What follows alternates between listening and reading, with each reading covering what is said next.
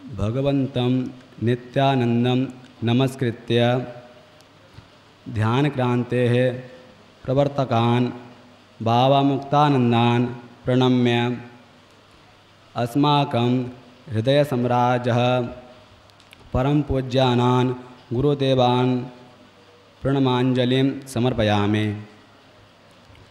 अस्माकं श्रीमुक्तानन्दसंस्कृतमहाविद्यालयस्य विविधविषयाणां प्राचार्यसहित आचार्याणां चरणौ मम वाक्पुष्पाञ्जलिं समर्पयामि। नमो नमः। जय गुरुदेव। आप सभी का बड़े प्रेम और सम्मान से हार्दिक स्वागत एवं अभिनंदन। जिस प्रकार आप सभी को विदित ही है, आज 5 सितंबर 2025 है। 5 सितंबर को सर्वपल्ली राधा कृष्णन जन्म जयंती मनाई जाती है। उसके उपलक्ष्य में शिक्षक दिवस भी मनाया जाता है। इसलिए हम सभी छात्र अपने शिक्षकों को आभार व्यक्त करने के लिए यहाँ पर एकत्रित हुए हैं। सर्वप्रथम हम सरस्वती पूजन के लिए जो हमारी शिक्षिकाएं माता स्वरूप हैं वो पूजन करने एवं दीप प्रज्वालित करने आगे आएंगी। पुरोहितं यज्ञस्य देवमृत्युजं होतारं रत्नदातमं अग्निः पूर्वेभिर्षिभिर्यो नूतनैरुता स देवाम् एह वक्षति अग्निना रयमश्नवत्पूषमेव दिवे दिवे यशसं वीरवत्तमम् अग्नेयं यज्ञमध्वरं विश्वतः परिपूरसि स इत्येवेषु गच्छति अग्निर्होता कविक्रतुश्चित्रस्रवस्तमः देवो देवेभिरागमत यदङ्गदाशु शेत्वमग्ने भद्रं करिष्यसि तव एतत्सत्यमं गिरः उपत्वाग्ने दिवे दिवे दोषा वस्तरधिया वयं नमो भरन्तरेमसि राजन्तमध्वराणाम् उपावृतस्य दिवे वर्धमानगुस्वेदमे सनः पितेव सूनवेग्ने सूपायनो भव स च स्वानस्वस्तये हरिः ओम्। हरिः ओम्। अग्निर्देवता वातो देवता सूर्यो देवता चन्द्रमा देवता वसवो देवता रुद्रा देवता द्वितीया देवता मरुतो देवता विश्वे देवा देवता बृहस्पतिर्देवतेन्द्रो देवता वरुणो देवता नित्यमानन्दकन्दं नमामो वयं मुक्तमानन्दकन्दं नुमः सादरं नित्यमानन्दकन्दं नमामो वयं मुक्तमानन्दकन्दं नुमः सादरम्।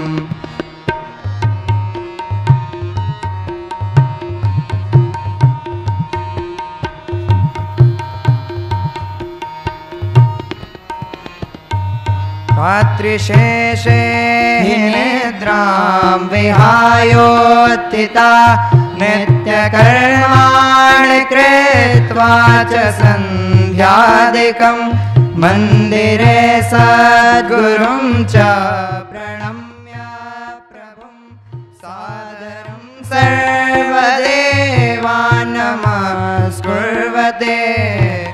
नमस्कुर्वते नित्यमानन्दकन्दं नमामो वयं मुक्तमानन्दकन्दं नुमः सादरम्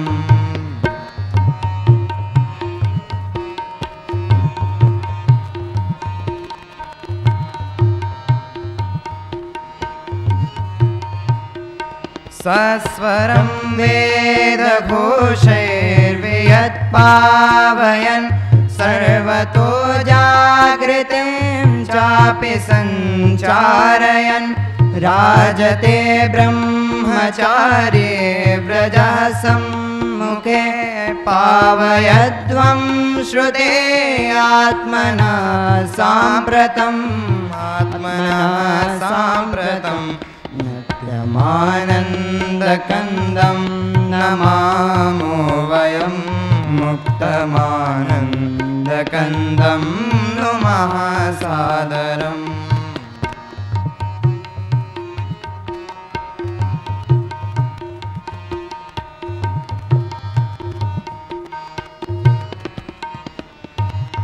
पाणिनीयं तथा तर्कशास्त्रादिकं काव्यशास्त्रं च सङ्गीतवाद्यादिकं केऽपि कम्प्यूटरं शिक्षमाणा क्वचित् सर्वकालेषु कार्येषु सक्तासमे आनन्दकन्दं नमामो वयं मुक्तमानन्दकन्दं नुमः सादरम्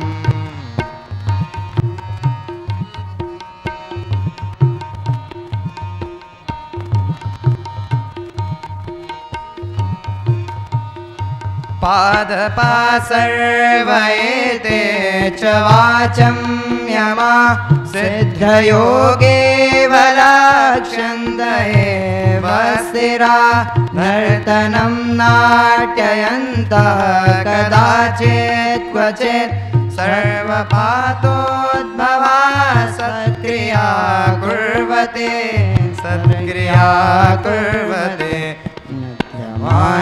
आनन्दकन्दं नमामो वयं मुक्तमानन्दकन्दं नुमः सादरम्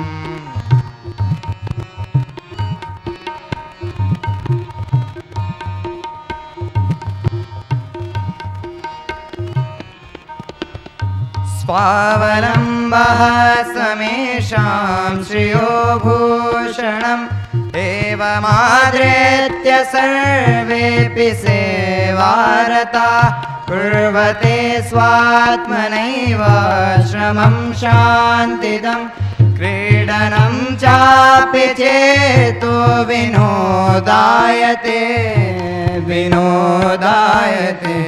नित्यमानन्दकन्दं नमामो वयं मुक्तमानन्दकन्दं नुमः सादरम्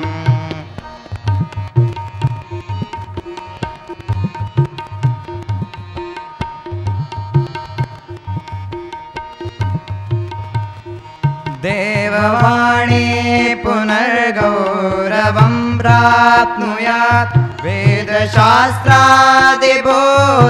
पुनर्जायताम् इत्थमाकल्प्य नित्येश्वरप्रेरिता सिद्धपीठे स्थिता शैशवेद्यालया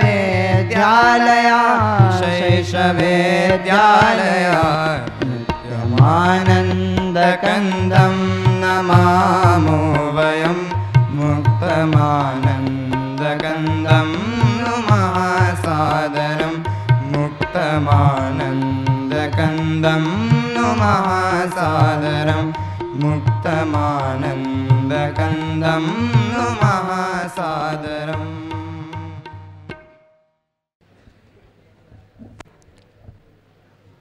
कर्मणा मनसा वाचा नित्यमाराधयेद्गुरुं दीर्घदण्डं नमस्कृत्य निर्लज्जो गुरुसन्निधौ प्रातस्मरणीयम्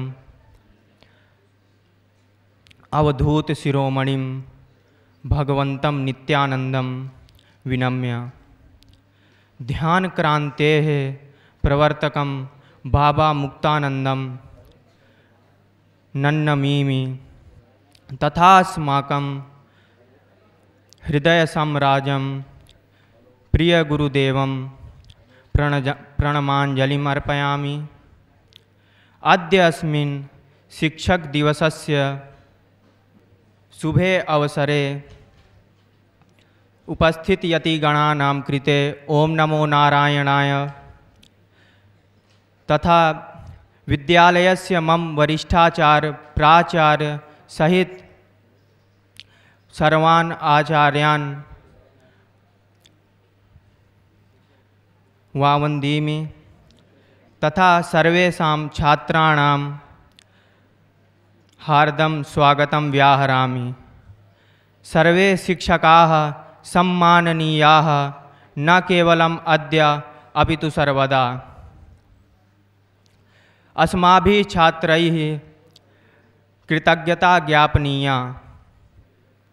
वयं छात्राः भाग्यवन्तः स्मः यतो हि अस्माकं पार्श्वे शिक्षकाः सन्ति।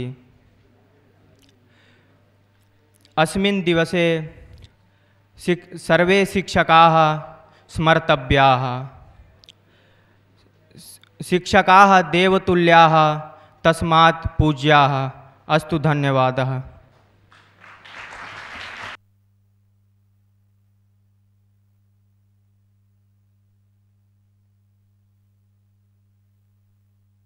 सोम पांडे जी का बहुत बहुत धन्यवाद। अगली कड़ी में हम गीत प्रस्तुत करने जा रहे हैं हर्षित मिश्र एवं उनके साथी। ओम वसुदेवसुतं देवं कंसचाणूरमर्दनं देवकी परमानन्दं कृष्णं वन्दे जगद्गुरो। जगद्गुरो नमस्तुभ्यं शिवाय शिवदाय च योगीन्द्राणां च योगीन्द्रं गुरूणां गुरवे नमः। उपस्थित नमामो वयं सद्गुरुं नित्यानन्दं, नमामो वयं सद्गुरुं मुक्तानन्दं, नमामो वयं हृदयारविन्दं श्रीगुरुदेवं। तत्पश्चात नमः सभाभ्यः सभापतिभ्यश्च। उपस्थित सभी गुरुजनों एवं गुरु माताओं के श्री चरण कमलों में मैं अपना प्रणाम अर्पित करता हूं एवं सभी को, आप सभी को हार्दिक शुभेच्छा शिक्षक दिवस की। जैसे as you all know that for a child their parents are their first guru, तो ऐसे प्रथम गुरु मैं अपने माता पिता के श्री चरण कमलों को स्मरण करता हुआ अपनी तुच्छ वाणी द्वारा किंचित अपने भावों को व्यक्त करना चाहूँगा कि गुरु की महिमा निष्दिन गाएं, गुरु की महिमा निष्दिन गाएं। केवल आज नहीं कि आज शिक्षक दिवस है तो आज ही हमारे लिए वो भगवान हैं और नित्य दिन हम उनके प्रति द्वेष भाव रखें, ऐसा नहीं। गुरु की महिमा निष्दिन गाएं, हरदम उनको शीश नवाएं, जीवन में उजियारा भर लें, अंधकार को मार भगाएं। सत्य मार्ग पर चलना बच्चों, सत्य मार्ग पर चलना बच्चों, श्री गुरुवर हमें यह सिखलाएं। पर्यावरण बिगड़ ना पाएँ, धरती पर हम वृक्ष लगाएं। पानी अमृत है धरती का, पानी अमृत है धरती का, बूंद बूंद हम रोज बचाएं। सिर्फ जिए ना अपने स्वयं की खातिर, काम दूसरों के भी आएँ। माता पिता गुरु राष्ट्र की सेवा, माता पिता गुरु राष्ट्र की सेवा, यह संकल्प सदा दोहराएं। बातें माने अपने श्री गुरुवर की, अपना जीवन सफल बनाएं। सब दुख खुद सहकर देते सुखमय जीवन, जीवन के हर पड़ाव में जिन्होंने चलना सिखाया, हर दौर में मुझे संभलना सिखाया। क्या सही है क्या है गलत, किम कर्तव्यम किम अकर्तव्यम, सत्यम वद धर्मम चर, जिन्होंने है यह सब बताया। हर हाल में जिन गुरुवर ने है मेरा साथ निभाया। दिल से है विनती यह मेरी, दिल से है विनती यह मेरी, जिसने मेरा संसार रचाया। उन करुणामयी श्री चरण कमलों की मिलती रहे मुझे नित्य छाया। कि आपने सिखाया है गुरुवर, आपने सिखाया है गुरुवर, खुली आँखों से देखे वो ख्वाब भी सच हो सकते हैं। आपने सिखाया है गुरुवर, खुली आँखों से देखे वो ख्वाब भी सच हो सकते हैं। किसी की ज़ुबान से निकले सारे अल्फाज भी सच हो सकते हैं। कि मैं क्या लिखूं उन गुरु के श्री चरण कमलों के प्रस्ताव में जिन्होंने खुद मुझे लिखा है कि शिक्षक कभी साधारण नहीं होता मित्र, शिक्षक कभी साधारण नहीं होता मित्र, वरना बिनु पग चले सुने बिनु काना। जो बिना पैरों के चलते हैं, बिना कानों से सुनते हैं, उन भगवान को भी गुरु का ऋण चुकाने के लिए अथवा गुरु से उपदेश लेने के लिए ऐसे धरती पर अवतरित नहीं होना पड़ता। गुरु का ऋण हम ही क्या, भगवान भी नहीं चुका सकते। इसलिए जाकी रही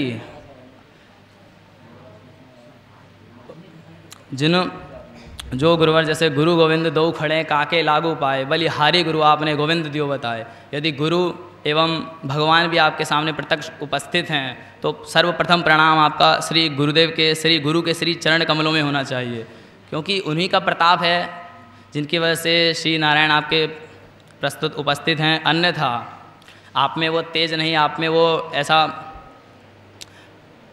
आप में कुछ नहीं है जिनके द्वारा आप उनको खड़े कर सकते हैं। इसलिए प्रथम प्रणाम अपने श्री गुरुवर के ही श्री चरणों में है। एवं यदि मान लीजिए एक गुरु है और एक पिता है, वो सूर्य के जैसे हो सकते हैं, उनमें ताप हो सकता है, लेकिन यदि वो अस्त हो जाएं तो जीवन में अंधेरा छा जाता है। ऐसे यदि आप यहाँ पर हैं, एक माता पिता और एक गुरु ही हैं जो चाहते हैं कि यदि वो यहाँ हैं तो उनका पुत्र अथवा शिष्य यहाँ पर हो, टॉप पर हो। अदरवाइज़ दुनिया में ऐसा कोई मतलब ऐसा नहीं चाहेगा कि आप उनसे आगे बढ़ें। वो आपको नीचा दिखाएंगे, वो आपको मतलब डाउन करेंगे। लेकिन एक गुरु ही हैं और एक माता पिता ही हैं जो चाहेंगे कि उनका शिष्य अथवा उनका पुत्र उनसे भी कामयाबी पर हो। ऐसे प्रथम गुरु माता पिता के श्री चरण कमलों को याद करता हुआ सभी गुरुवर एवं सभी गुरु माताओं के श्री चरणों में प्रणाम करता हुआ भगवती श्री राधा रानी के श्री चरण कमलों में अपना सर्वस्व वार्ता हुआ अपनी तुच्छ वाणी को यही विराम देता हूँ। आप सभी को पुनः शिक्षक दिवस की हार्दिक शुभकामनाएं।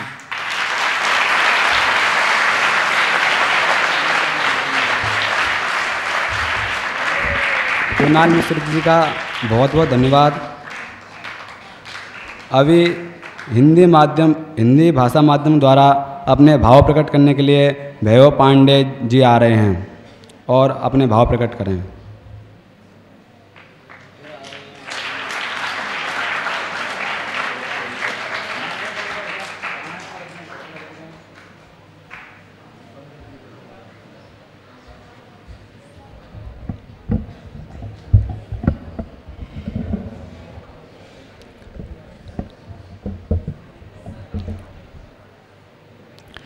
वितरति गुरुः प्राज्ञे विद्यां यथैव तथा जडे न तु खलु तयोर्ज्ञाने शक्तिं करो व्यपहन्ति वा भवति पुनर्भूयान् भेदः फलं प्रतीतद्यथा प्रभवति शुचेर्बिम्बग्राहे मणिर्न मृदादयः।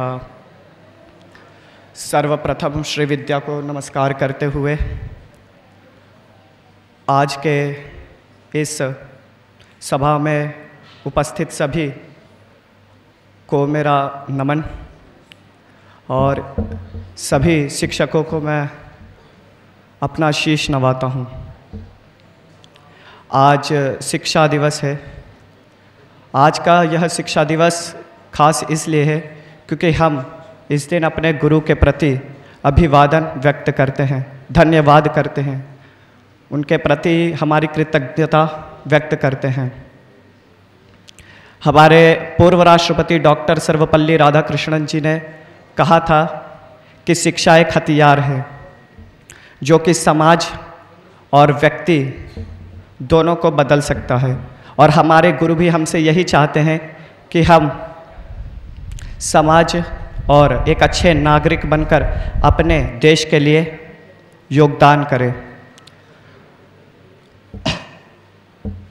हमारे जीवन में आज के दिन हम यह ज्ञात करते हैं कि हमारे जीवन में हमारे जीवन में गुरु का स्थान कितना ऊंचा है।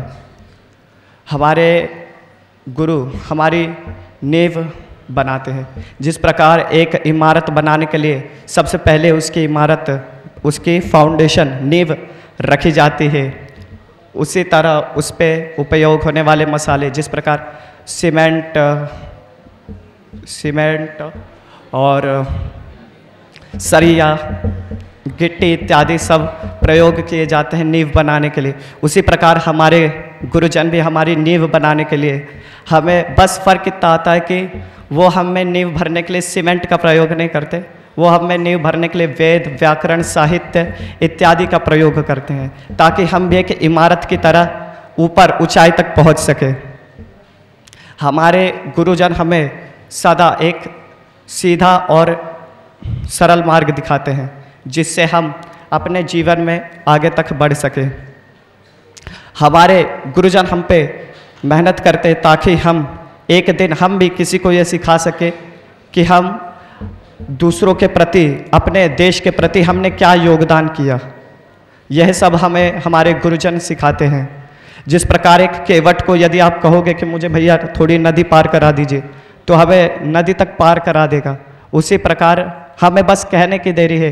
हम यदि अपने गुरुजन के पास जाके कह दे कि गुरुजी मुझे इस विषय में थोड़ी सी रुचि है, क्या आप इसे बता देंगे, तो वो अवश्य इस बात के लिए तैयार रहेंगे कि हाँ ठीक है, चलो कोई बात नहीं, मैं तुम्हें सिखाता हूँ ना, मैं हूँ यहाँ पर। इसी प्रकार हमें भी हमारे गुरुजनों ने इसीलिए तैयार किया कि बिना किसी का सहारा लेकर यदि आप कुछ करते हो तो आप सराहना के काबिल हो, क्योंकि पर्चा लेकर तो सब बोल सकते हैं, पर बिना पर्चा लेकर जो बोल दे तो वो सराहना के काबिल होता है। हमारे गुरुजन जो भी हम पर मेहनत करते हैं, पुरुषार्थ, वो सब एक दिन रंग लाएगा और हमें उस दिन पता चलेगा कि हमने हमारे जीवन में क्या किया है, हमने समाज को क्या दिया है। ऐसी ही कांक्षा सभी हमसे रखते हैं। तो आज मैं कहता हूँ कि अपने गुरुजनों के जो भी कार्य हैं उनके आदर्शों को अपनाऊंगा और उनके द्वारा किए गए मुझ पर मेहनत उनको व्यर्थ नहीं जाने दूंगा। और जो उन्होंने हमें एक इमारत की तरह बनाने का सोचा है, बिल्डर बन के वो हमको सजाना चाहते, उसी प्रकार हम अपने निर्माताओं को ये वादा करता हूँ कि हम आपके कहे गए पग चिन्हों पर चलेंगे और उस पर अमल करेंगे। सद्गुरुनाथ महाराज की जय।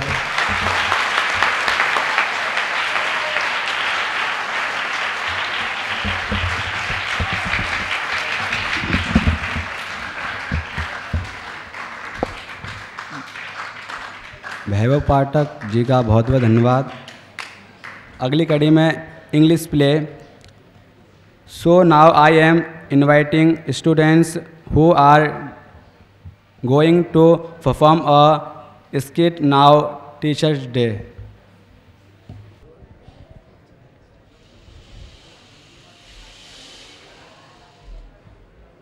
This is Rohan's father. He is relaxing in his robe, reading a newspaper, and his grandfather is watering their indoor plants.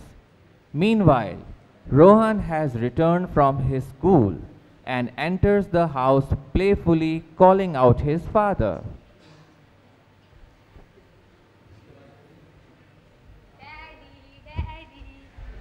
Hey, little champ. How was you, my son? How was your day in school? It was really amazing today, Daddy. All right. You look quite excited also. Did you learn something interesting today? Yes, Dad. My teacher said that we shall celebrate Teachers' Day on 5th September. And I know this is not the first time that we are going to celebrate it. But this time, my curiosity knowing about the reason why we celebrate the Teachers' Day has been increased. Oh, son. All right. What else did your teacher tell you? Dad, my teacher said that we celebrate this day to commemorate our former Vice President Dr. Sarvepalli Radhakrishnan. But as she began to speak further, the bell rang and period ended. Dad, may you tell me or give me some more information about him? Sure, son. I surely tell you some interesting facts about Dr. Sarvapalli Radhakrishnan. Yay!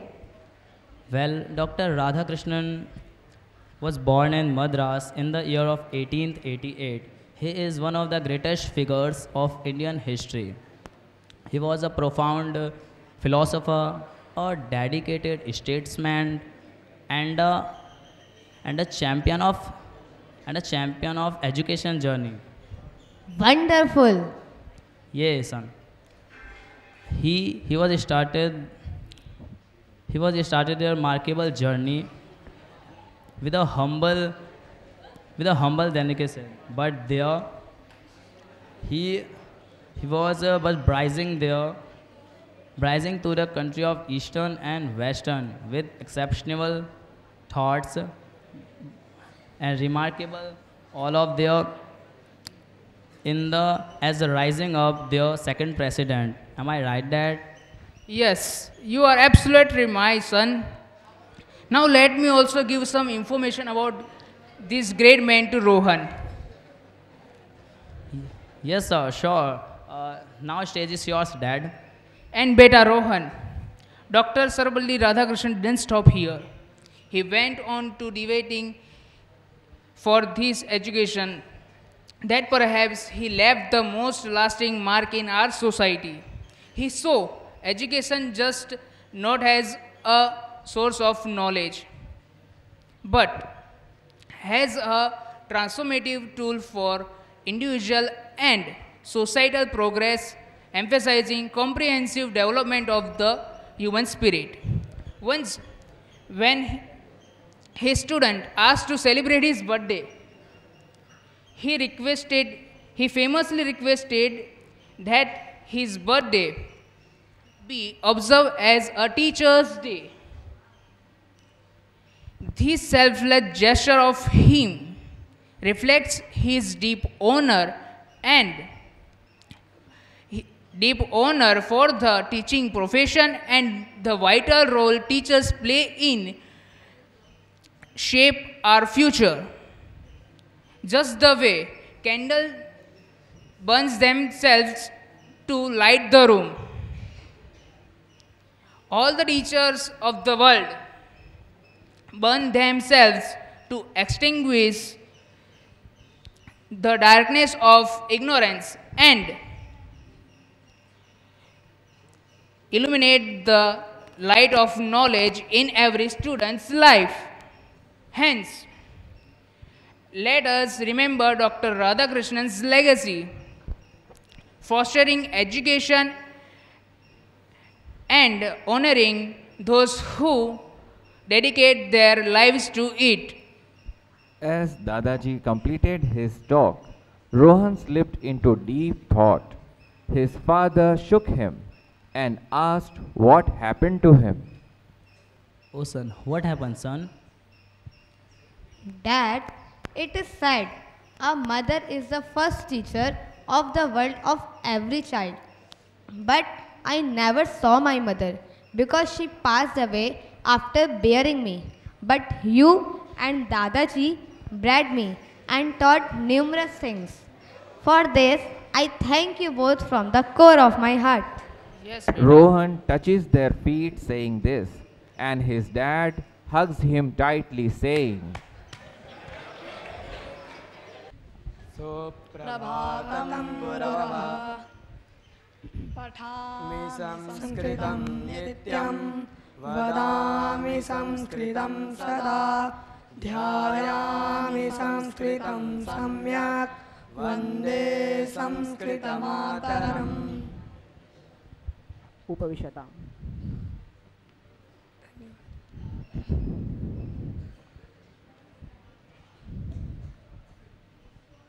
अस्तु, भवतां विषयः कः? अस्माकं विषयः व्याकरणः अस्ति। मोहितः,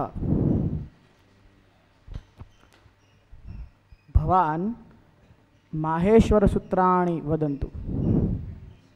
आ ई उण reel रिक ए ओंग आई औच हया वरट लण यमंगणनम जभई घड़धस जब घड़धस खफा छाठा था चाटतव कपई सर हल इति माहेश्वराणि सूत्राणि अनादि संज्ञार्थानि। अस्तु, आप लोगों का जो विषय है व्याकरणम, क्या है? विषयः व्याकरणम। विषयः व्याकरणम न व्याकरणः नास्ति व्याकरणम। विषयः व्याकरणम। किं वदतु पुनः? अस्माकं विषयः व्याकरणम्। तस्योपरि एकं श्लोकम् अहं श्रावयामि। अंगीकृतं कोटिमिदं च शास्त्रम् अंगीकृतं कोटिमिदं च शास्त्रम् अंगीकृतं कोटिमिदं च शास्त्रम्। अनुगानं करोतु। अंगीकृतं कोटिमिदं च शास्त्रम् नांगीकृतं व्याकरणं च येन नांगीकृतं व्याकरणं च येन न शोभते तस्य मुखारविन्दम् न शोभते तस्य मुखारविन्दम्। अर्थः वदामि चेत् वदिष्यामि अहम्। एकवारं पुनः वदतु। न शोभते तस्य मुखारविन्दम्। गुरवः अस्य श्लोकस्य को अरे कोई जल्दी है क्या? अर्थ बोल रहा हूँ पर उससे पहले श्लोक भी अनुगानम करो। बोलो पुनः। न शोभते तस्य मुखारविन्दम् न शोभते तस्य मुखारविन्दम् सिन्दूरबिन्दुर्विधवाललाटे सिन्दूरबिन्दुरविधवाललाटे। देखो ऐसा है, सब्र करो, ठीक है, फल मिलेगा। अर्थ बोलूँगा, है ना, पर उसके पहले श्लोक का उच्चारण क्या है बोलो, जरूरी है ना। अस्तु।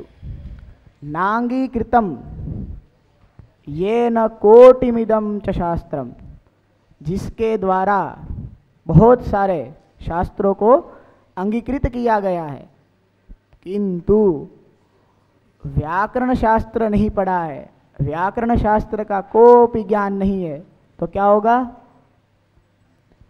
सिंदूर बिंदुर विधवा ललाटे न शोभते इव ये न नांगीकृत व्याकरणम, जिसके द्वारा व्याकरण को अंगीकृत नहीं किया गया उसका भी मुख शोभा नहीं देता है। क्या नहीं होता है?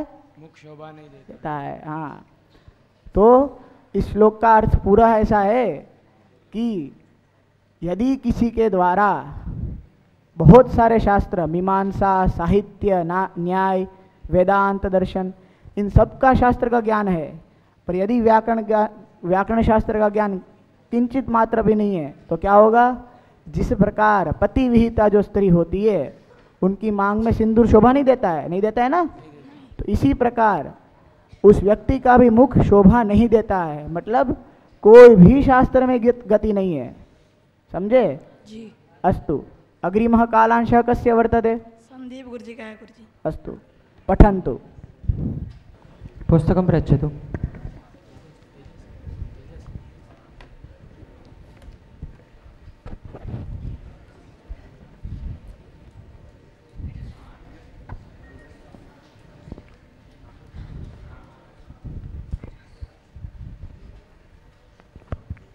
किञ्चित् अग्रे सरामः। वायुः नागच्छति, तत्र प्रश्नः।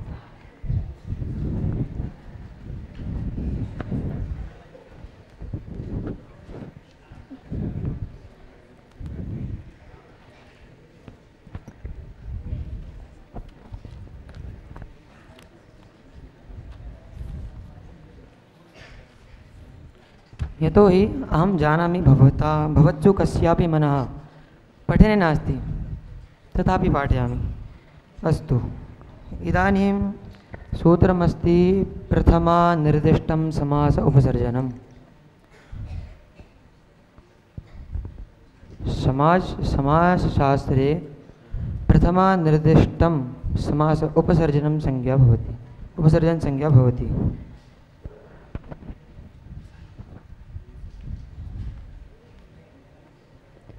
छात्राः अन्यमनस्काः जल्पन्तः सन्ति, केचित् तु शयितुम् उद्यताः अपि।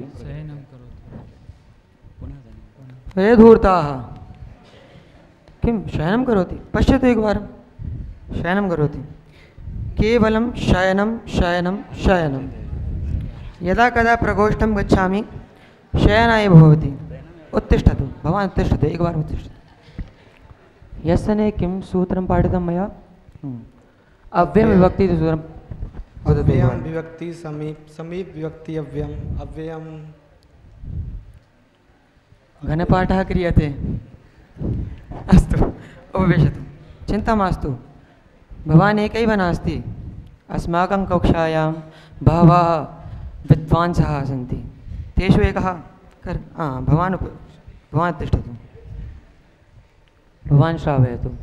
अव्ययं समीप समृद्धि पश्चात् खादति व्यवसायनं करोति साकल्यान्तवचनेषु। ओहो, शृणोतु रे, मया असमीचीनं पठितं। महोदयेन मह्यं शुद्धं सूत्रं ज्ञापितम्। एकवारं पुनः वदतु। अव्ययं समीप समृद्धि पश्चात् खादति व्यवसायनं करोति साकल्यान्तवचनेषु। एतेन स्वतः एव सूत्रं रचितमस्ति। अस्तु, इदानीम् अहं स्वयमेव श्रावयामि। अव्ययं विभक्ति समीप किं रे किं मया यदा मया पृष्टं तस्मिन् समये किमर्थं मुखं न उद्घाटितं रे? यदा प्रश्नं भवेत् तस्मिन्नैव समये उत्तरम् आवश्यकम्। एषा धूर्ता।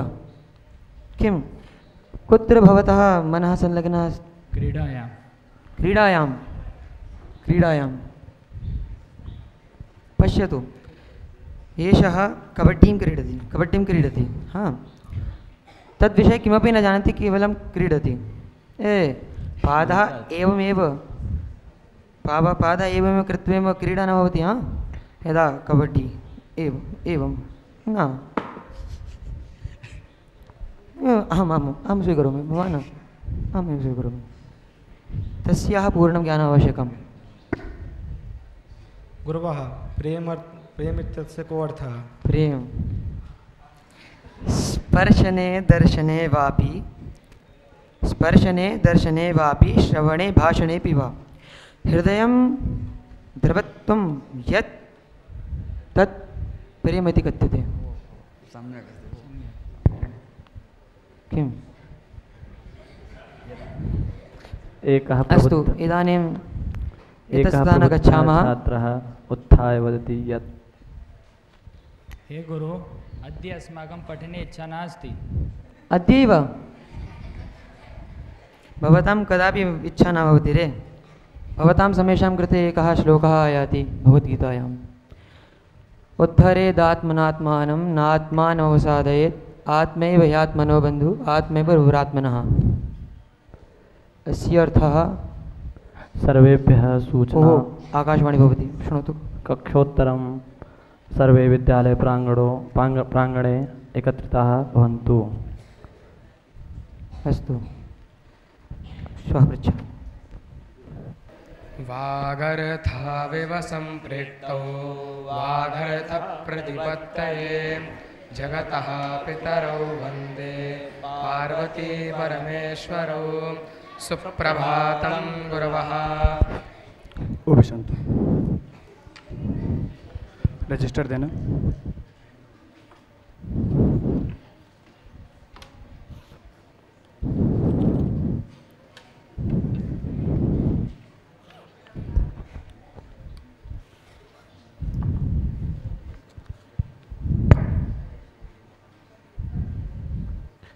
सुमन पांडे उपस्थितोस्मि। आर्यन चौहान उपस्थितोस्मि। केशव बुराकोटी उपस्थितोस्मि। रावेंद्र पांडे, शुभम झा, सिद्धार्थ झा अनुपस्थित, हर्षित मिश्रा अनुपस्थित। कोई सूचना इनके विषय में? दोनों बीमार हैं। बीमार है। पाठ कहाँ था? पाठ लो। रजिस्टर अपने में रख।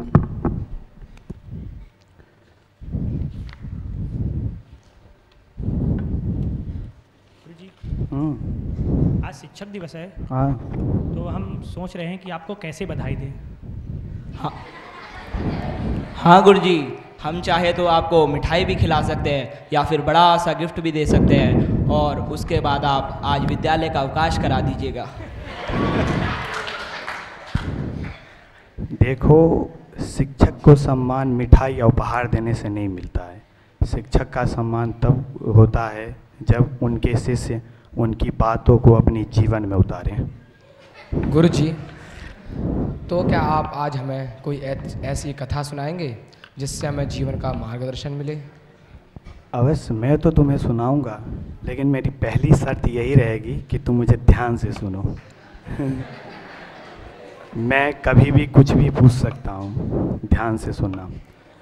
तो मैं तुम्हें आज सर्वप्रथम श्रीहर्ष रचित नैषधीय चलितम से नल और दमयंती की कथा सुनाता हूँ। यह न एक केवल प्रेम कथा है, अभी तो जीवन में उतारने लायक गहन शिक्षा भी है। ध्यान से सुनो।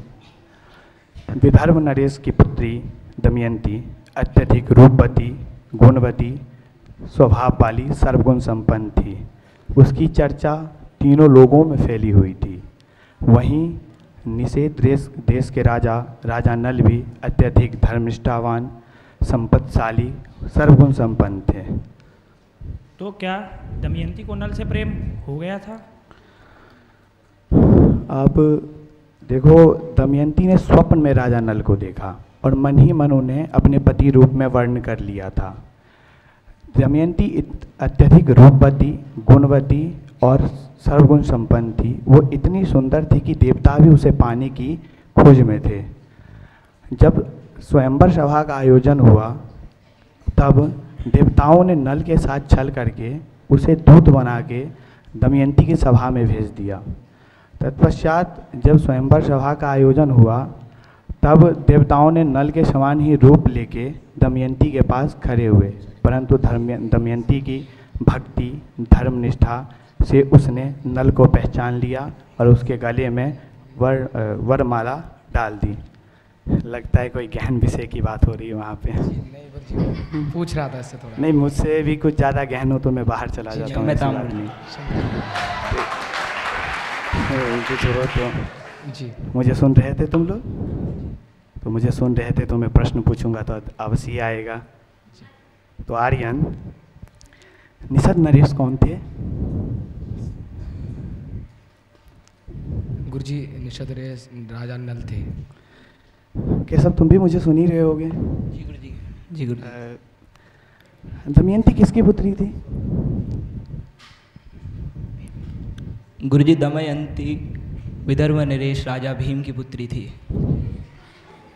एक बात गौर से सुनो, जब मैं कक्षा में हूँ आपस में वार्तालाप नहीं होनी चाहिए। आगे से ध्यान रखना इस बात को। मैं हूँ, मुझे सुनो, मुझ पे ध्यान दो केवल, ठीक है? आइंदा बर्दाश्त नहीं होगी ये। उसके बाद नल दमयंती का विवाह हुआ। दोनों बड़े प्रेम से रहने लगे, परंतु वो कहते हैं ना कि सब दिन होत न एक समाना, भाग ने पलटा खाया। नल जुए के मोह में आके फंस गए। उन्होंने जुए में अपना राज्य, संपत्ति, धन सब कुछ खो दिया। गुरुजी, ये तो आजकल के mobile games, PUBG, free fire की लत जैसी बात लग रही है। सही कहा। हर युग में दुर्व्यसन, अहंकार, असत्य, आलस, यही सब मनुष्य के पतन का कारण बनती है। गुरुजी, जब नल ने सब कुछ खो दिया तो क्या दमयंती ने उसे त्याग दिया, जैसे आजकल तलाक हो जाता है? नहीं नहीं, उसके बाद दोनों वन में कष्ट झेलने लगे। एक बार नल ने अवश्य दमयंती को त्याग दिया ताकि वो अपने मायके लौट सके और पुनः सुख प्राप्त कर सके, परंतु दमयंती ने अपने पतिव्रता होने का धर्म दिखाया और वो नल को छोड़ के किसी दूसरे को चयन नहीं किया। लंबे पर देखो, वो कहते हैं ना, कबीरदास जी का एक बहुत अच्छा दोहा है, धीरे धीरे रे मना धीरे सब कुछ होए, माली सींचे 100 घड़ा ऋतु आवे फल होए। वही बात यहाँ घट रही है। धीरे धीरे नल ने अंततः धैर्य, संयम और विवेक से अपनी खोई हुई प्रतिष्ठा वापस प्राप्त की। लंबे संघर्ष के बाद नल ने अपनी शक्ति, धर्मनिष्ठा और राज्य पाया। पुनः दमयंती से उनका मिलन हुआ। तब उन्होंने दमयंती को एक बात कही कि आज मुझे समझ आया, सच्चा राजा वही है जो असत्य और लोभ से ऊपर उठ के धर्म का साथ दे, धर्म का पालन करे। अंततः धर्म और सत्य से ही जीवन की जीत संभव है। अच्छा, अब पुस्तक बंद कर दो, नहीं तो ऐसा हो जाए कि मैं बोलते रहूँगा, तुम्हें कुछ ले नहीं पाओगे तो वो फिर अच्छा नहीं लगेगा। अच्छा, तुम अंशुमन बहुत प्रश्न पूछते हो, बहुत जिज्ञासु छात्र हो। तुम मुझे बताओ कि अभी तक पाठ जो चला उसमें से तुमको क्या शिक्षा प्राप्त हुई? गुरुजी, नल दमयंती कथा से हमें धैर्य, सच, निष्ठा, इन 3 बातों का पता चलता है। गुरुजी, आपने सही कहा था कि एक शिक्षक सिर्फ पढ़ाते ही नहीं बल्कि जीवन जीने की कला सिखाते हैं। हाँ गुरुजी, आज शिक्षक दिवस के उपलक्ष्य पे हम आपको कोई उपहार नहीं देंगे बल्कि वचन देते हैं कि सदा आपके बताए हुए मार्ग पर ही चलेंगे। जी गुरुजी, आप दीपक की तरह हैं, खुद जलते हैं और हमारे जीवन को प्रकाश से भर देते हैं। गुरुजी, आपका यही सबसे बड़ा सम्मान है कि हम आपके बताए हुए ज्ञान अपने जीवन में उतारें। भो गुरो भवन्तम अभिवादये। आयुष्मान भव। मुझे भी तभी खुशी मिलेगी जब तुम सदा सत्य मार्ग पे चलोगे, कर्तव्य का पालन करोगे अपने अनुशासन में रहते हुए, और तुम्हारी सदा जय हो, तुम्हारी सदैव उन्नति हो, तुम्हारा कीर्ति भरे। यही मेरे लिए सबसे बड़ा उपहार होगा। और बात रही अवकाश की, तो मैं प्रधानाचार्य जी से बात करके दिन में अवकाश करवा दूंगा, कोई बात नहीं, फिर कल मिलते हैं।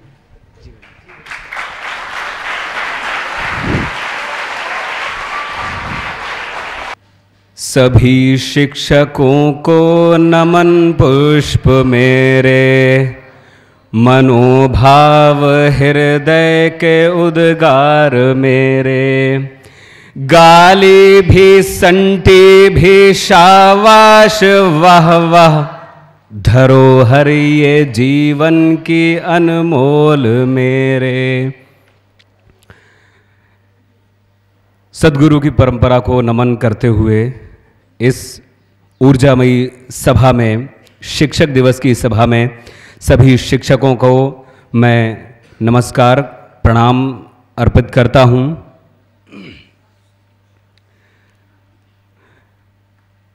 ये उत्साह लगभग 3-4 दिन पहले से जारी है कि विद्यार्थी सोच रहे हैं शिक्षक दिवस है, हम कुछ कर गुजरें। शिक्षकों को आज जहाँ तहाँ मिल रहे विद्यार्थी पैर छू रहे हैं। शिक्षक अपनी तैयारी में अगर भागा जा रहा है तो बीच में ही दंडवत करके स्वयं गिर करके उसको गिराने की भी तैयारी में। लेकिन ये प्रसन्नता की बात है कि आप प्रणाम कर रहे हैं, नतमस्तक हो रहे हैं। लेकिन विचार इससे कहीं आगे का है। हम इतिहास को अच्छे से पढ़ सकते हैं, जान सकते हैं, मान सकते हैं कि हाँ ऐसा हुआ होगा, लेकिन उतने भर जान लेने से बात बनती नहीं है। बात बनती है हम आज क्या करेंगे, कल क्या करेंगे, परसों क्या करेंगे, आने वाले भविष्य में क्या करेंगे। आवाज़ पहुंच रही है वहाँ तक? या तो ये भाषण में कह दिया जाए कि शिक्षक दिवस के कि आज शिक्षक दिवस वो है जिसमें आप सब नन्हे मुन्ने बच्चे कल इस भारतवर्ष के भविष्य होंगे, जिसमें शिक्षकों का हाथ बहुत बड़ा होता है और आप ही पे ये भार है, आपके कंधे इस भार को ढोने के लिए सदा तत्पर हैं, आप ही भारत के कल हैं। ठीक है, बहुत अच्छी बात कही गई, बहुत अच्छा भाषण दिया गया, बहुत ओजस्वी था, लेकिन एक बात और आती है कि शिक्षक दिवस पे 2 पक्ष होने चाहिए। और मैंने इसलिए भी चुना क्योंकि शिक्षक दिवस घड़ी की सुई पे लगातार गुजर रहा है और समय बहुत कीमती है। तो इस दिन भी कुछ ऐसा हाथ लगे जिसमें हमें पता लगे कि भाई ये आवश्यकता क्यों है हमको, ये दिन हमको क्यों मिला है। तो दो पक्ष मैंने सोचे, एक है शिक्षक दिवस पे शिक्षक का पक्ष और दूसरा है शिक्षक दिवस पे छात्र पक्ष। तो मैं पहले बात रखता हूं शिक्षक पक्ष पे। एक कहानी से शुरू करता हूं। एक महाशय थे, विचारक, ट्रेन से जाते थे, ट्रेन से वापस आते थे। यूँ समझिए कि वलसाड से बैठे और मुंबई सेंट्रल उनको जाना है, तो बीच में विरार जैसे किसी स्टेशन पे एक माँ अपने बच्चे को चम्मच से दूध पिलाती है। ध्यान से सुनिएगा, कहानी में बने रहिएगा। उस ट्रेन में आप हैं, ऐसा सोचिए। एक माँ अपने बच्चे को चम्मच से दूध पिलाती है। हर रोज़ का ये सफ़र करते हुए वो व्यक्ति देखता है, क्योंकि उसको विरार पे उतरना होता है, उतरता है, देखता है और जाता है। वो ये देखता है कि माँ चम्मच में इतना सा दूध लेकर के उस बच्चे के मुंह में डालती है और बच्चा रोते हुए उस दूध को बाहर निकाल देता है। हम सब ने देखा होगा, छोटे बच्चे को अगर वो ऐसे वैसे दूध नहीं पीता है तो उसको चम्मच से माँ पिलाती है। तो वो 2-3-4 दिन हो गए, उसने सोचा कि मैं व्यक्ति विचारक हूँ और मैं पूछूँ इस माँ से कि भाई ये बच्चा तो सारा दूध उगल दे रहा है, फ़ायदा क्या है आपके इस चम्मच से दूध पिलाने से। एक दिन वो स्टेशन पे उतरा और उसने सोचा कि 2-4 क्षण मैं यहाँ अपने खर्च करूँ और समझूँ इस बात को कि आखिर माजरा क्या है। माँ को समझ नहीं आ रहा है कि ये दूध नहीं पी रहा है, क्यों पिला रही है, या मुझे समझ में नहीं आ रहा है, ऐसा कुछ है। तो उसने आखिरकार हिम्मत जुटाई और माँ से कह बैठा कि श्रीमती जी, आप मुझे ये बताइए, मैं ये जो सिलसिला आपका है कई दिनों से देख रहा हूँ कि आप बच्चे को चम्मच से दूध पिलाती हैं और वो उगल दे रहा है, कुछ दूध उसके पेट में नहीं जा रहा है, आप ये करना क्या चाह रही हैं।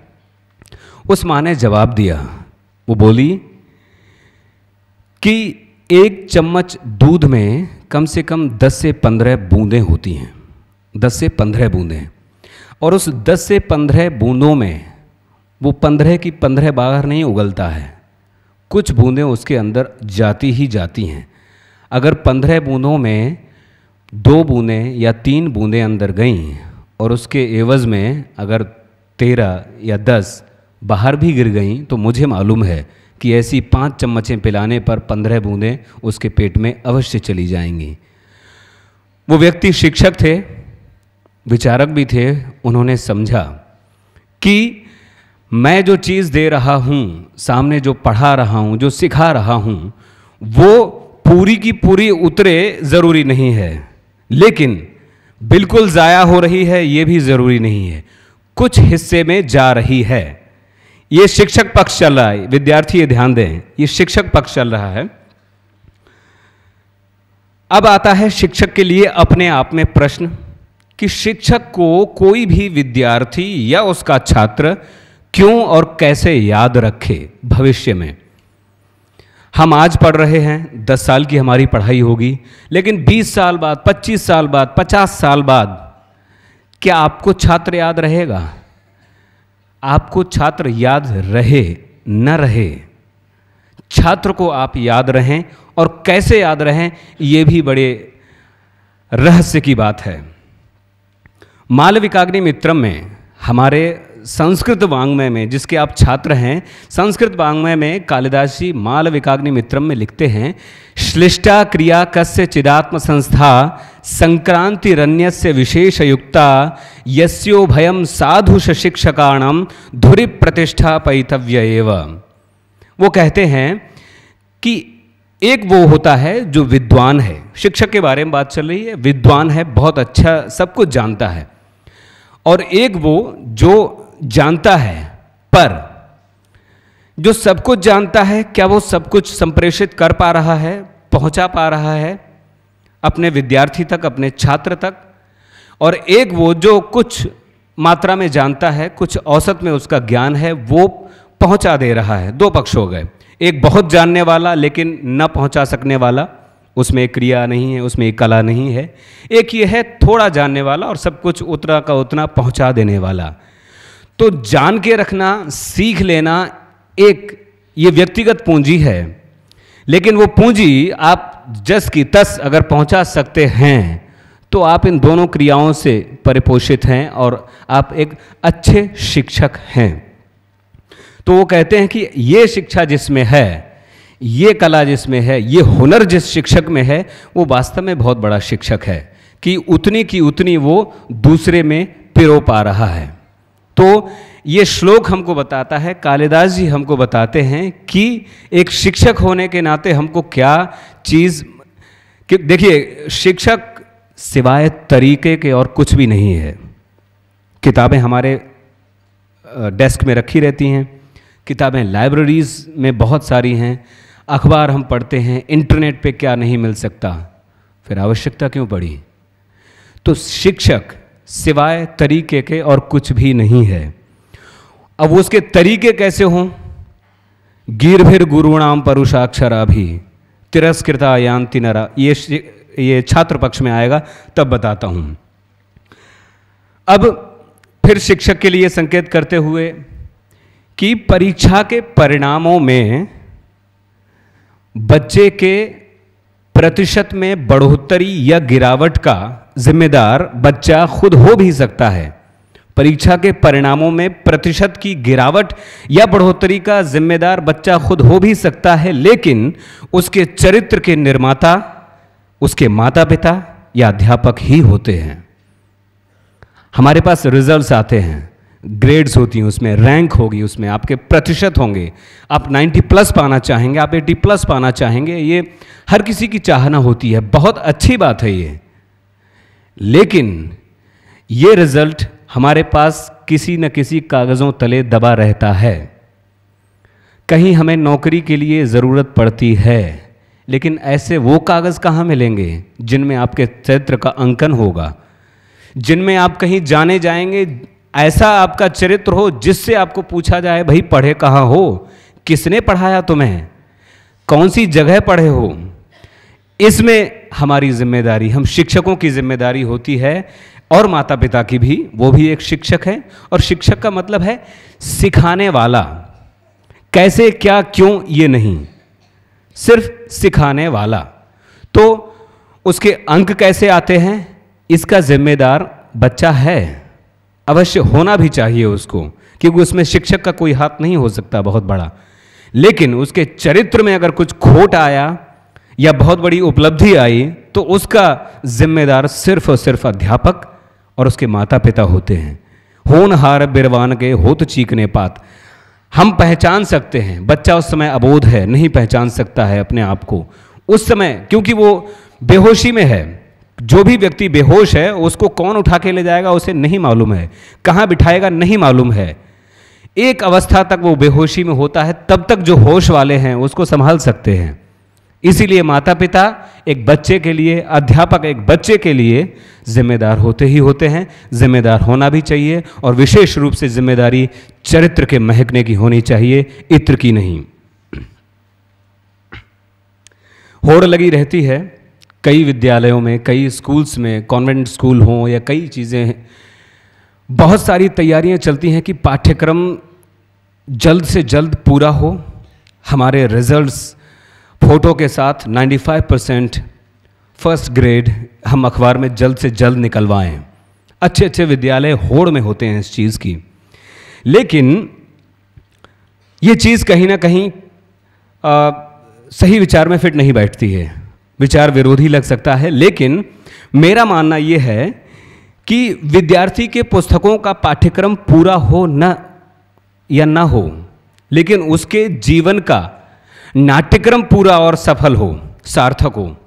पाठ्यक्रम नहीं, जीवन का नाट्यक्रम। आप जीवन में किस तरह अपनी किरदारी कर रहे हैं इसमें। तो पाठ्यक्रम के झंझट में, और ये झंझट भी नहीं है, मैं सिर्फ इसका एक पक्ष बता रहा हूं आपको, क्योंकि पाठ्यक्रम पुस्तक में है।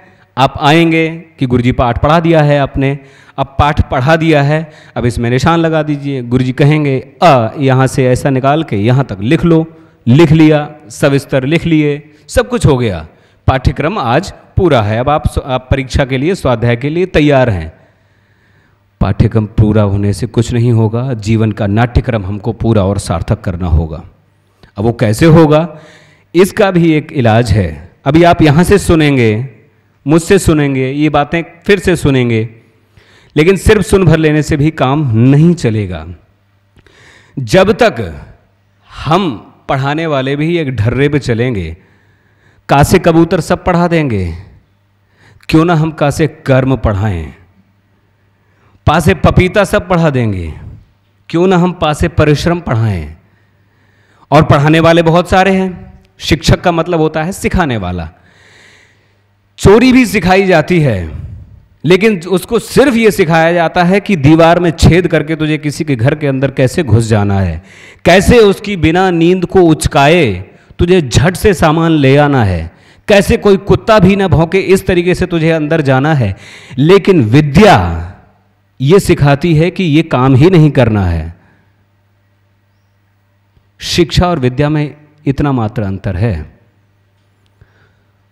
सीख लेना अलग बात है, विद्या में भी सिखाया जाता है कि आप इस तरह संध्या में आचमनी में जल लेंगे, फिर जब विनियोग होगा तो उसको तरबाने में छोड़ेंगे, जब कैसे करेंगे, ये भी सब सिखावनी है, ये भी सब शिक्षा है।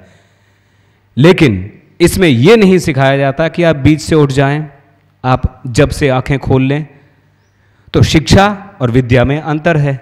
आप शिक्षा को समझें।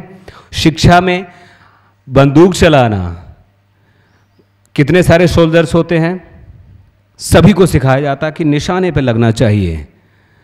बंदूक हिंसा भी करती है, दुश्मन को मार गिराती है, लेकिन वो शिक्षा इसलिए सिर्फ सिखाई जाती है कि सामने जो दुश्मन, जो हमारे देश का गद्दार है, हमारे देश का दुश्मन है, उसको निशाना बनाया जाएगा, ना कि किसी निर्दोष को मारा जाएगा। कैसे करना है शिक्षा बता सकती है, क्या करना है ये विद्या बताएगी आपको। तो शिक्षक दिवस पे शिक्षकों की ये प्रबल इच्छा होनी चाहिए, और शिक्षक हैं ऐसे। हम सर्वपल्ली डॉक्टर राधाकृष्णन जी को याद करते हैं, उनका मैं एक अंश आपको सुनाना चाहता हूं, और मैं चाहता हूं कि सब सुने। सब सुन रहे हैं? अंग्रेजी में है उनका, मैं उनको सुन रहा था क्योंकि इतना सब कुछ उनके बारे में सुना कि सर्वपल्ली जी के पास बच्चे पहुंचे, उन्होंने कहा कि हम आपका जन्म दिवस मनाना चाहते हैं। तो वो प्रबुद्ध व्युत्पन्न व्यक्ति, उन्होंने कहा कि इसको शिक्षक दिवस के रूप में नियुक्त कर दिया जाए, आगे से हम इसको शिक्षक दिवस के रूप में मनाएंगे। तो मैंने भी सोचा कि उनके विचार और भी तो कुछ होंगे, जब इतना बड़ा विचार वो दे सकते हैं। तो उन्होंने ये, उनका एक विचार यूट्यूब पे मैंने सुना, और फिर उसमें से कुछ हिस्सा मैं आपको उसका सुनाता हूँ। We must think all the progress we have achieved in this world is due to the work of great thinkers. And so far, as this thinking process is concerned, it is not right for us to segregate ourselves. Most of us think that we think. Many of us are afraid to think. They would rather be dead than think, because it's too dangerous to think or to start innovation for one man who thinks 1,000 repeat what that man says, and they don't think anything at all. But the progress of the world is due to the thought mechanism of the human beings. All the great inventions we have had in recent times, which have led to the alleviation of misery, the discovery of anesthesia, radiotherapy, nuclear energy, these are all the works done by enterprising individuals whose minds were perpetually at work. To them we owe a great deal, but to think is not enough. We may have the right thought, but we do not have the inclination to put that right thought into practice. इतनी सी बात वो कहना चाहते हैं कि हमारे पास सिर्फ अगर अच्छा विचार है, उसका होना भर काफ़ी नहीं है। आप यहाँ से उठेंगे, तालियां बजाएंगे, एक ताली सुन के आप सब तालियां बजा देंगे। देखिए, भीड़ और भेड़ चाल, इनका आपस में संबंध है, और भीड़ के साथ एक ही शब्द जुड़ा है, देखो वहाँ भीड़ भाड़ है। तो भीड़ में चलती हैं भेड़ और जाती हैं भाड़ में, क्योंकि जो अकेले चलेगा सब उसको बुलाएंगे। अमीर इमाम का एक शेर याद आता है, आपको सुना दूं, क्योंकि भीड़ से चल के निकलना बहुत कठिन होता है। भीड़ में तब्दील होकर लोग पागल हो गए, भीड़ में तब्दील होकर लोग पागल हो गए, शोर उठा जिस तरफ सबको उधर जाना पड़ा। शायर इसमें कहता है कि शोर उठा जिस तरफ सबको उधर जाना पड़ा, पड़ा मजबूर थे, भीड़ के हिस्से थे, भेड़ थे और भीड़ जाएगी भाड़ में और भाड़ में कुछ बचता नहीं है। अगर आप एक अकेले निकल के आएंगे, आप एक नए आइडिया के साथ आएंगे, एक नए विचार के साथ आएंगे, आप पे हजारों आरोप थोपे जाने की आशंका बनी रहेगी, आपको लड़ने की आवश्यकता पड़ेगी, आप उद्दंड भी साबित किए जा सकते हैं। आप कितने लेखक, कितने क्रांतिवीरों को जेल हो गई, लेकिन क्या वो डरे? उनकी कलम से निकले हुए शब्द सलाखों से निकले और बाहर युवाओं को तैयार किया उन्होंने। दम चाहिए। तो ये शिक्षक पक्ष की बात हुई, बहुत सारी चीजें हैं। अब आता है छात्र पक्ष। छात्र पक्ष तैयार रहें सुनने के लिए, तैयार हैं? हमने सुना कि अरे शिक्षक को ये करना चाहिए, शिक्षक को वो करना चाहिए। अब हम तो आराम से रहेंगे, काम उनका है, हम तो बेहोश हैं, क्योंकि गुरुजी ने कह दिया है विद्यार्थी बच्चा है, बेहोश है, गुरु का काम है, माता पिता का काम है। अभी कहा ना मैंने, कहा कि नहीं कहा कि उसके जिम्मेदार माता पिता अध्यापक होते हैं, तो आपकी तो चिंता मिट गई। ऐसा कतई नहीं है, ध्यान से सुनिए। एकलव्य की कहानी आपको मालूम है? एकलव्य को किसने सिखाया था? द्रोण, गुरु द्रोण ने। लेकिन सच में सिखाया था क्या उन्होंने? तो ये बात बेकार हो गई ना। कैसे सीखा था? आप ये जानिए, गुरु द्रोण ने सिखाया भी और नहीं भी सिखाया। मैं विद्यार्थी पक्ष की बात कर रहा हूं, छात्र पक्ष की बात कर रहा हूं।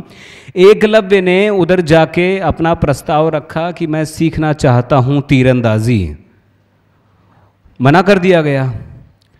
अब उसकी सीखने की इच्छा कितनी प्रबल थी, इस बात से तय हुआ कि वो एकलव्य इतिहास का एक ऐसा नमूना बनेगा जो इतिहास में चमक करके अमर हो जाएगा। उसने मूर्ति बनाई। हम तो कहते हैं कि उसने तीरंदाजी सीखी, मैं तो कहता हूं उसकी ये कलाकारी भी कितनी आगे रही होगी। ये किससे सीखा उसने कि मूर्ति बनाएगा वो? हूबहू उसने मूर्ति बना दी। ये भी तो किसी से सीखा होगा। हो सकता है गुरु को अपने अंतर में ध्यान रखे मूर्ति भी उसने बना ली और तीरंदाजी उनके सामने सीखने चला, सीख गया, कुत्तों का मुंह भर दिया, एक चोट नहीं आई, खून का एक कतरा नहीं बहा। छात्रों, विद्यार्थियों, हिम्मत आपके अंदर है, जिज्ञासा आपके अंदर है, क्योंकि आचार्यात् पादमाधत्ते 25% ओनली। पादम शिष्य स्वमेधया, पादम सब्रह्मचारिभ्य पादम कालक्रमेण च। चौथा बात की बात है, लेकिन दूसरा आप कर रहे हैं क्या? आपको सोचना होगा। जो यहां बैठे आराम कर रहे हैं, सो रहे हैं, जो नहीं सुन रहे हैं, वो देखो, सुनोगे तो बनोगे। सुनो, शिक्षक दिवस बेकार न जाए। सिर्फ आपने बहुत अच्छा किया, आपने, आपके लिए, इस बात के लिए मैं अभिनंदन व्यक्त करता हूं कि आपने इतना सब कुछ किया, अच्छा किया। आज आपके संरक्षण में ये सब हुआ, आपने सब तय किया, बहुत अच्छा हुआ। लेकिन आगे क्या करना है? हम आज की खुशी को लेकर के 2 साल 3 साल थोड़ी चला सकते हैं। बेचैनी कब? बेचैनी चाहिए, तकलीफ चाहिए, कुछ चिंताएं चाहिए, रात को नींद थोड़ी सी हराम होनी चाहिए, तुम्हारी भी और हमारी भी। काम तब बनेगा।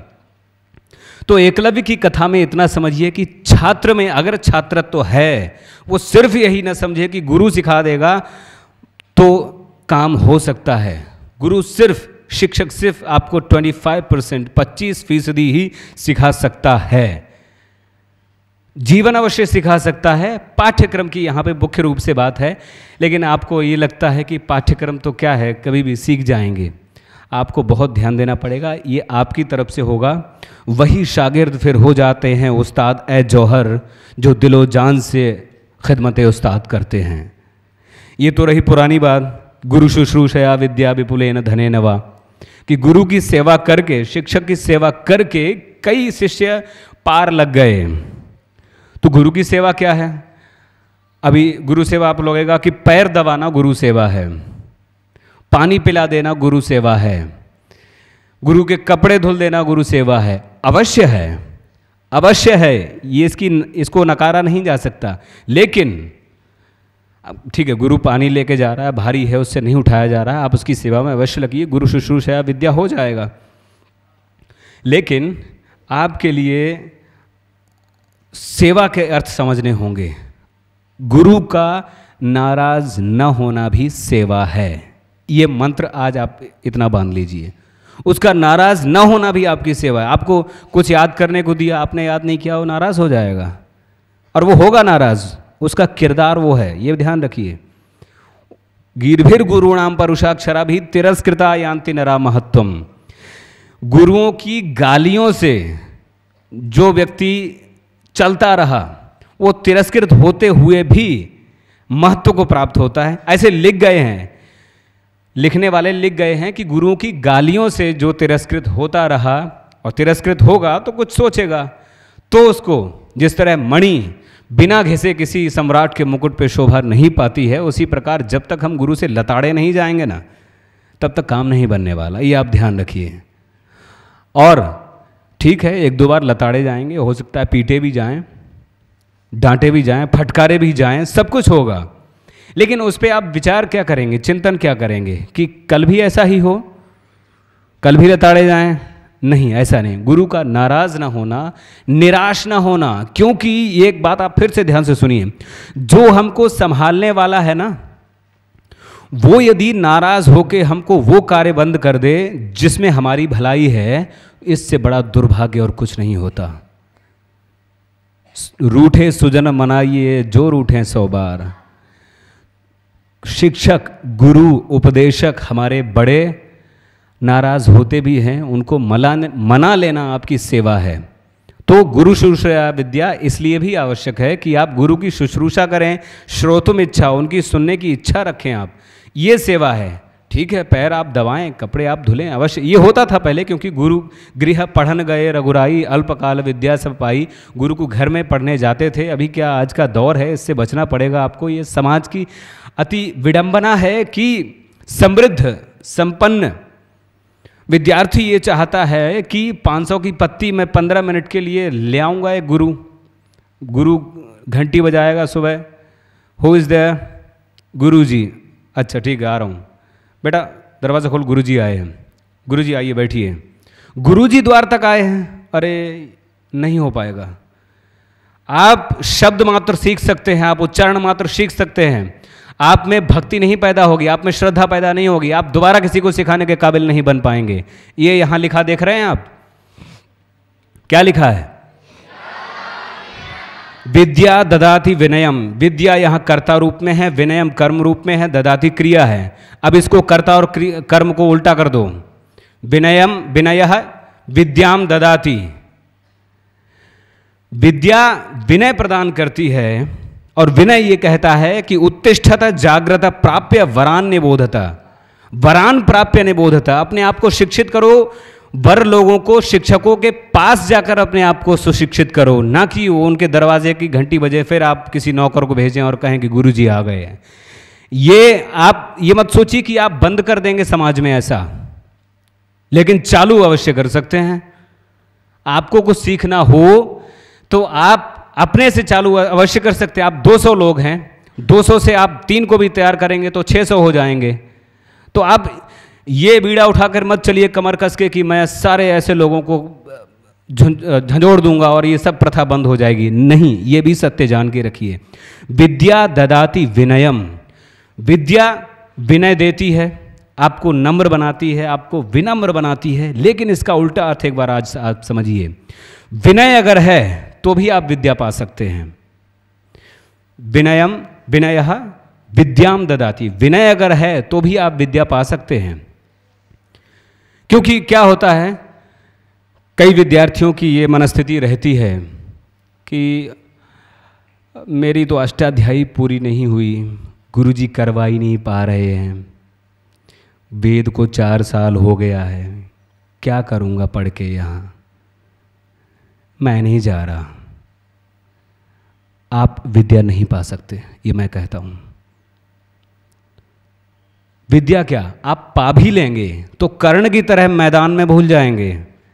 जहां पे उसे आवश्यकता थी वो भूल गया, आप अवश्य भूल जाएंगे। सबसे पहले आधार मानिए विनय को, इससे उल्टा चल के देखिए। विनय अगर है तो आप विद्या पा सकते हैं। विद्या विनय अवश्य देती है, लेकिन मैं कहता हूं कि विनय अगर है तो आपको विद्या पाने से कोई नहीं रोक सकता। और वो विद्या वो होगी जो आप फिर से उसी विद्या के जरिए आप विनय सिखा सकेंगे। शबरी को जानते हैं आप? शबरी की डिग्री जानते हैं आप? कितनी पढ़ाई की थी, कुछ जानते हैं? अच्छा, ये नहीं पढ़ी थी वो ये जानते हैं? अनपढ़ थी शबरी, उसको ये ज्ञान नहीं था, उसने किसी पाठ्यक्रम में उच्छिष्ट शब्द नहीं पढ़ा था। विनय उसके पास था, उसको इतना पता था कि बेर मैं तोड़ूंगी, मीठे बेर सबको अच्छे लगते हैं तो मेरे राम को भी मीठे बेर अच्छे लगेंगे। उसने अगर पढ़ लिया होता कि उच्छिष्टम यानी कि जूठा, और शुचि, शास्त्र कहते हैं, शुचि की बात करते हैं कि भगवत कार्य में शुचि होनी चाहिए, उच्छिष्ट शब्द से याद होता, उसके पास ज्ञान होता, नहीं खिला पाती। उसको काटते ही उसको लगता ये तो उच्छिष्ट हो गया, मैं ईश्वर को कैसे अर्पण करूं, मेरे राम को कैसे बेर खिला दूं। उसका इस बात का ज्ञान न होना। और भगवान राम वो दोनों थे, ज्ञानी भी थे, भक्तिवान भी थे। उनको पता था कि ये किस भावों के स्तर पे बह रही है। लक्ष्मण जी, उनको ज्ञान था, उनको पता था जूठा क्या होता है। उन्होंने शबरी से बेर ले तो लिया और कहा ये भीलनी, इसके बेर मैं खाऊंगा। ऐसे ऐसे नाटक करके मुंह खोल के ऐसे बेर फिर पीछे फेंक दिया। उसकी ताकत ये हुई, जब छटपटा के लक्ष्मण जी गिरे हैं नीचे तो सुषेण ने कहा था जाओ क्या लेके आओ, संजीवनी बूटी लेके आओ। कौन थी वो संजीवनी बूटी? उस माँ शबरी की वो जूठा किया हुआ बेर जिसमें मिठास के भाव भरे हुए थे। तो ये आप ये मत समझ लीजिएगा कि सिर्फ ज्ञान बहुत कुछ होगा। अगर आप में विनय भरपूर है तो आप विद्या पा सकते हैं। इतनी भी विद्या आपने पाई है वो काम की होगी। आपने सारे शास्त्र कंठस्थ कर रखे हैं और वो कंठस्थ करने में आप इतने निष्ठुर और कठोर अगर हो गए, कुछ हासिल नहीं होगा। और क्या होगा, आपके अंतर मन में एक कसमसाहट बनी रहेगी, आपको चैन नहीं मिलेगा, आनंद नहीं मिलेगा। आप करके देख लीजिए एक बार, उसके बाद सोचिएगा। आप एक बार ये पक्ष भी देख लीजिए अपने आप में, फिर उसके बाद सोचिए। क्योंकि अभी जैसे वो श्लोक उसने गाया था, प्राज्ञ विद्याम वितरति गुरु प्राज्ञ विद्याम, एक जड़ व्यक्ति है और एक व्युत्पन्न है। एक छात्र ऐसा है जो सब कुछ जान ले रहा है, उससे कुछ भी दे दो तुरंत या तैयार करके सुना देता है। और एक दिन कहता है गुरुजी आपने पढ़ाया था, देखो मुझे याद है, आज आप गलती कर रहे हैं, इधर हो गया, खेल खत्म हो गया, घर जाओ। नहीं हो सकता। आप अगर विनय के साथ नहीं हैं, नहीं हो सकता। आपको अंतिम में एक मेरी कविता छोटी सी बताता हूँ, इस बात का भाव उसमें आया है। आपने मधुमक्खी देखी है? उसके पास क्या रहता है? शहद। तो भी आप दूर क्यों भागते हैं उससे? डंक। उसके पास शहद भी है, उसके पास डंक भी है। इस बात को समझिए। डंक सहित हो होने दो, डंक सहित हो होने दो, मधु विहीन ना हो जाना, बुद्धिहीन हो चल जाएगा, हृदयहीन ना हो जाना।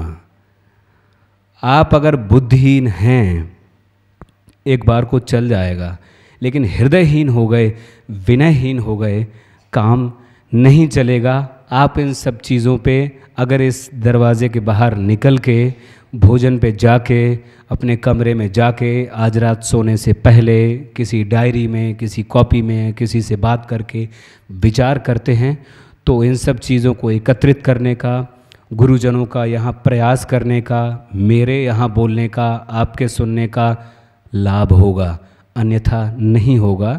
तो और ये भी याद रखिए कि जो भी यहाँ पे कोई कुछ करता है, प्रस्तुति करता है, उसके पुरोधा वो जो वहाँ बैठे हैं, दिख रहे हैं, उनकी दृष्टि देखिए। अभी उनका अगर बखान आएगा तो समय और चला जाएगा, लेकिन ये ध्यान रखिए कि नाच मंच पर देखकर दर्शक हुए विभोर, ऊपर कोई खींचता कठपुतली की डोर। सद्गुरुनाथ महाराज की जय।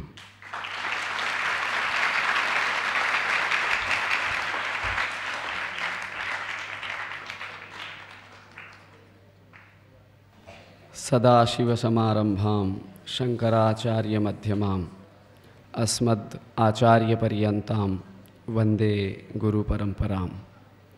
वन्दे गुरुपरम्परां।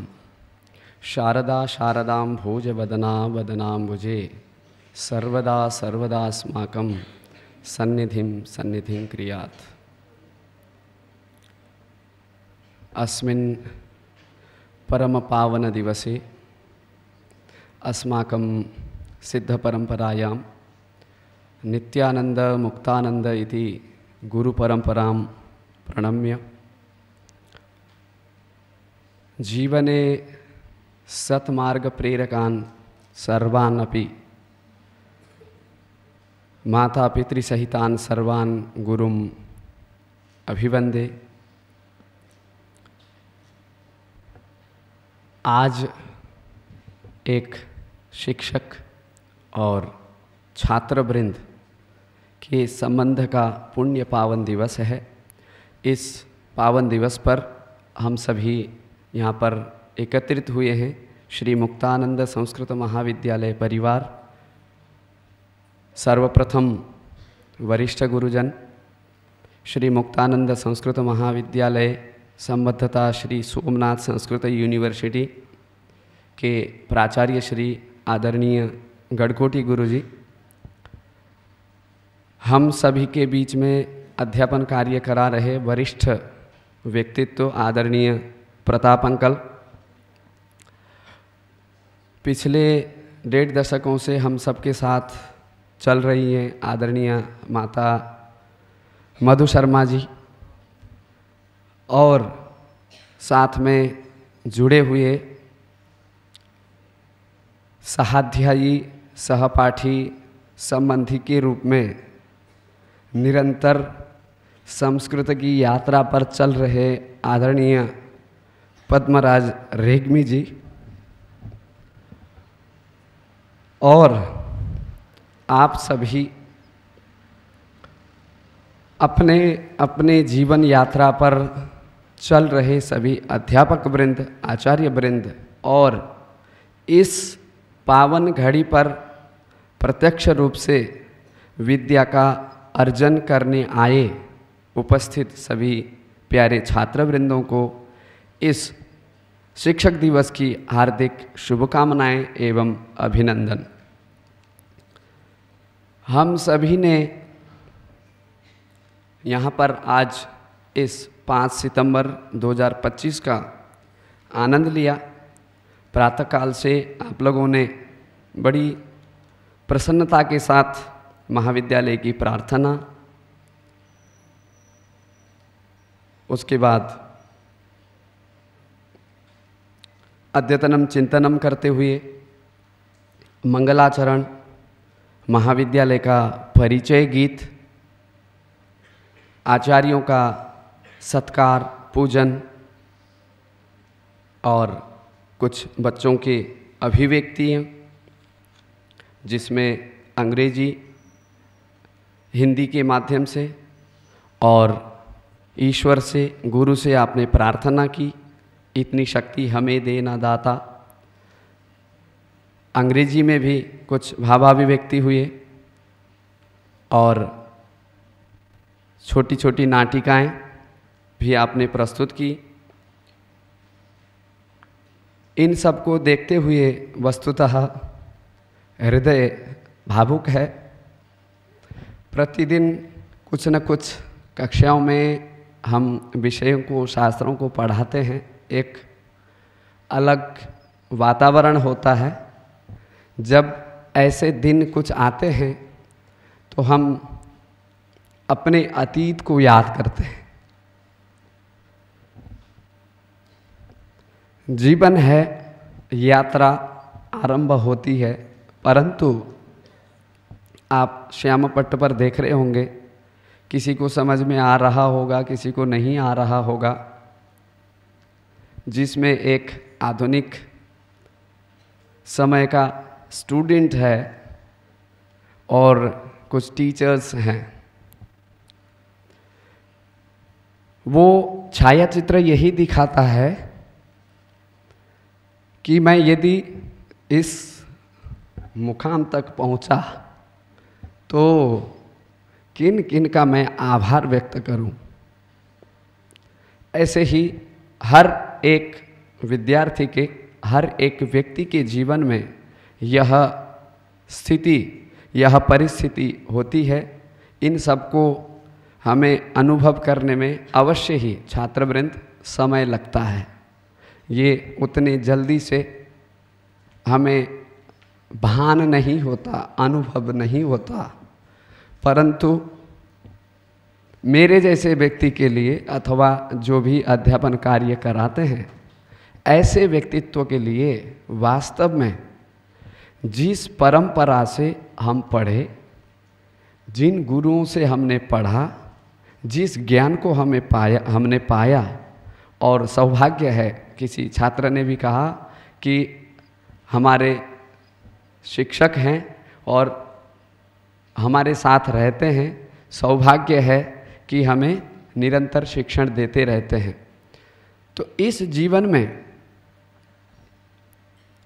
इस यात्रा में हम जानते हैं कि माता पिता का एक किरदार जो है मुख्य ही है, और जिसमें मैं अपने जीवन की कुछ आपको यात्रा सुनाना चाहता हूँ। वस्तुतः समय निर्मल जी ने अपने स्वतंत्र अभिव्यक्ति में स्वतंत्र रूप से विचार प्रस्तुत किए, तो थोड़ा विचार बदला मेरा, और कोई नहीं, फिर भी प्रयास करता हूँ।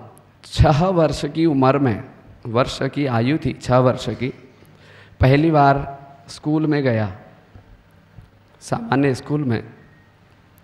घर पर कुछ शिक्षण अच्छी थी, जिस वजह से अध्यापक ने कहा कि ये वास्तव में 3री-4थी कक्षा में पढ़ने लायक है, पढ़ने के हिसाब से, परंतु उम्र बहुत कम है।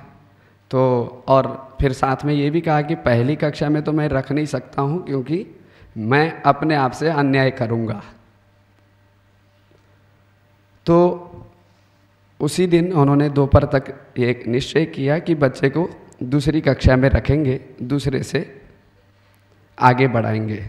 तो पहला दिवस था, वो मुझे आज के इस क्षण पर भी याद है। तो यात्रा आगे चली, वहाँ से हमने 4th-5वीं पास की। फिर एक पड़ाव आया।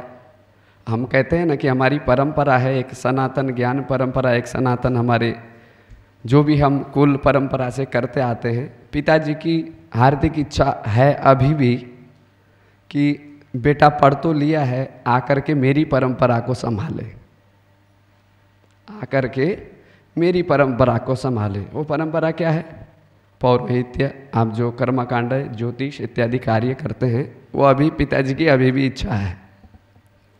परंतु जिस मुकाम पर, जिस लक्ष्य पर, जहाँ पर हम अपने आप को चाहते हैं, वहाँ पर यदि हम पाते हैं, तो इस परिप्रेक्ष्य में देखते हैं तो गुरुजन का ही हाथ है, जिसमें कक्षा 6 में जाने पर हमें पिताजी के उद्देश्य के विचार के हिसाब से गुरुकुल में भेज दिया गया।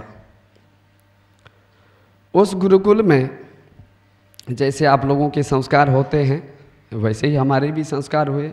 वो भी दिन अभी याद है, जिन्होंने हमें गायत्री का उपदेश दिया और साथ में वेदारंभ का संस्कार भी संपन्न किया। और वहाँ पर एक विशेष बात ये थी कि समय आज से लगभग, मैं मानता हूँ कि 25-26 वर्ष पहले की बात है। ये बहुत देरी की तो नहीं है, पहले की तो नहीं है, किंतु है। उस समय विद्युत इत्यादि नहीं हुआ करते थे, लालटेन होती थी हमारे कमरे में, और वह लालटेन गुरुजी ही सवेरे जलाया करते थे और रात को वही बुझाया करते थे।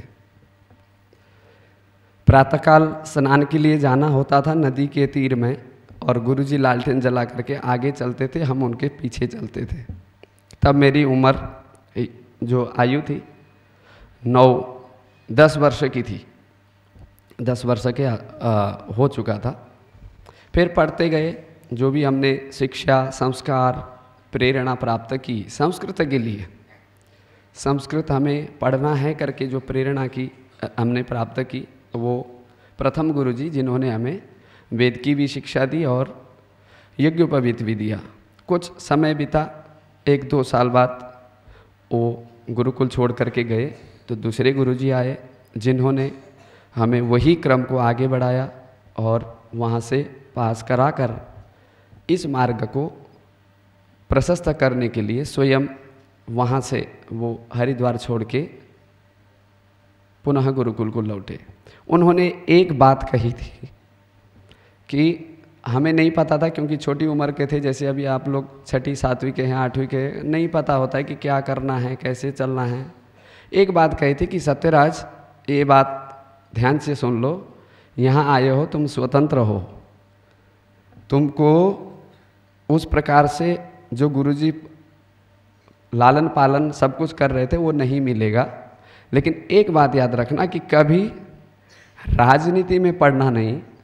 अगर आप पढ़ने के लिए आए हो किसी भी विषय में, राजनीति में पढ़ना नहीं। दूसरा, आप आश्रम में रह रहे हो तो आपको लाइट, बिजली और पानी का विशेष ध्यान रखना। और पिताजी की इच्छा थी कि मैं ज्योतिष पढ़ूं, मध्यमा शास्त्री करूं, फिर आगे जाऊं। और ये भी बात कहा कि जब तक तुम स्वयं शास्त्र को समझने के योग्य न हो तब तक ज्योतिष नहीं पढ़ना, क्योंकि आप जानते हैं ज्योतिष का बहुत बड़ा व्यापार है। तो ये 3 बातें मैंने अपने जीवन में स्पष्ट कर ली थी कि किसी के बहकाव में आकर के कुछ काम, जो राजनीति की बात कही, ये मुझे नहीं करनी है। दूसरी बात ये थी कि जो हम जहाँ वस्तुओं का उपयोग करते हैं उनकी अवहेलना नहीं करनी है। जो भी वस्तु संस्था द्वारा, किसी आश्रम द्वारा, किसी हमसे बड़े व्यक्ति के द्वारा कुछ हमसे अपेक्षाएं रखते हैं इस परंपरा के लिए, इस ज्ञान के लिए, इस शास्त्र के लिए, तो उन वस्तुओं की अवहेलना न करना। तीसरा, कि जब तक तुम्हें ये समझ में नहीं आए कि मैं अपने हिसाब से, अपने तरीके से उस चीज़ को, मैं उस शास्त्र को समझने लायक नहीं बनूं, तो ज्योतिष मत पढ़ना। मैंने आरंभ नहीं किया। आपके जैसे जो पड़ताल आते हैं कि मध्यमा हो गई, अब शास्त्री में कौन सा विषय लेना, दूसरा लेना, तीसरा लेना, क्या विषय लेना, ये बहुत संकट पैदा होती है। लेकिन मैंने एक ही बात मानी कि गुरुजी ने जो कहा उस पर मुझे अडिग रहना है और विषय जो प्रधान है उसको स्वीकार करके आगे चलना है। तो चलते चलते हरिद्वार की भी यात्रा पूर्ण हुई। हम यहाँ शांति मंदिर मगोद में प्राप्त हुए। शांति मंदिर को हम प्राप्त हुए या हमें शांति मंदिर प्राप्त हुआ, ये अपना ही एक रहस्य का विषय है, उस पर नहीं जाता हूँ। जब यहाँ पर आया तो 2 वैसे त्रिमूर्ति थे जिनकी छवि हम अभी भी, अगर जिन्होंने दर्शन किया हो, कुछ 2-4 शब्द पढ़े हों, 1-2 मंत्र पढ़े हों, तो आप अवश्य इन बातों को समझ सकते हैं। हर एक छाया चित्र है। किसी किसी को ये नए बच्चों को ये भी यहाँ पर ये देखने को मिलता होगा कि एक तरफ राधा कृष्णन जी हैं और दूसरी तरफ झा गुरु जी हैं। वास्तव में ये श्री मुक्तानंद संस्कृत महाविद्यालय का जो उद्भव है, ये तो हकीकत है, पक्की बात है कि बाबा मुक्तानंद जी के संकेत के द्वारा गुरु शक्ति ने कराया, परंतु श्री मुक्तानंद संस्कृत महाविद्यालय को कैसे रखना, उसकी क्या रूपरेखा होनी चाहिए, इसके बारे में आप जो आपने परिचय गीतम सुना, गाते हैं, उस पर गंभीरतापूर्वक उसके भाव को आप समझेंगे तो शायद गुरु जी को समझने का आप प्रयास कर सकते हैं। उनके दृष्टि में कोई ये नहीं था कि ये इस बार आया है, 6ठी कक्षा का है, या आचार्य में पढ़ रहा है, पढ़ता है कक्षा में। जैसे निर्मल जी ने कहा कि कागज़ के टुकड़े इकट्ठे करने के लिए तो हो जाते हैं, वो ठीक है, समय के अनुसार वो भी ज़रूरी है, साथ में वो ये भी कहा करते थे, ये हथियार हैं तुम्हारे समाज में चलने के लिए, जो भी आप प्रमाण पत्र मार्कशीट ये लेते हैं, ये समाज में चलने के लिए हथियार हैं। पर ध्यान रहे कि जो पढ़ा है उसको हृदयंगम करना होगा। ये उनके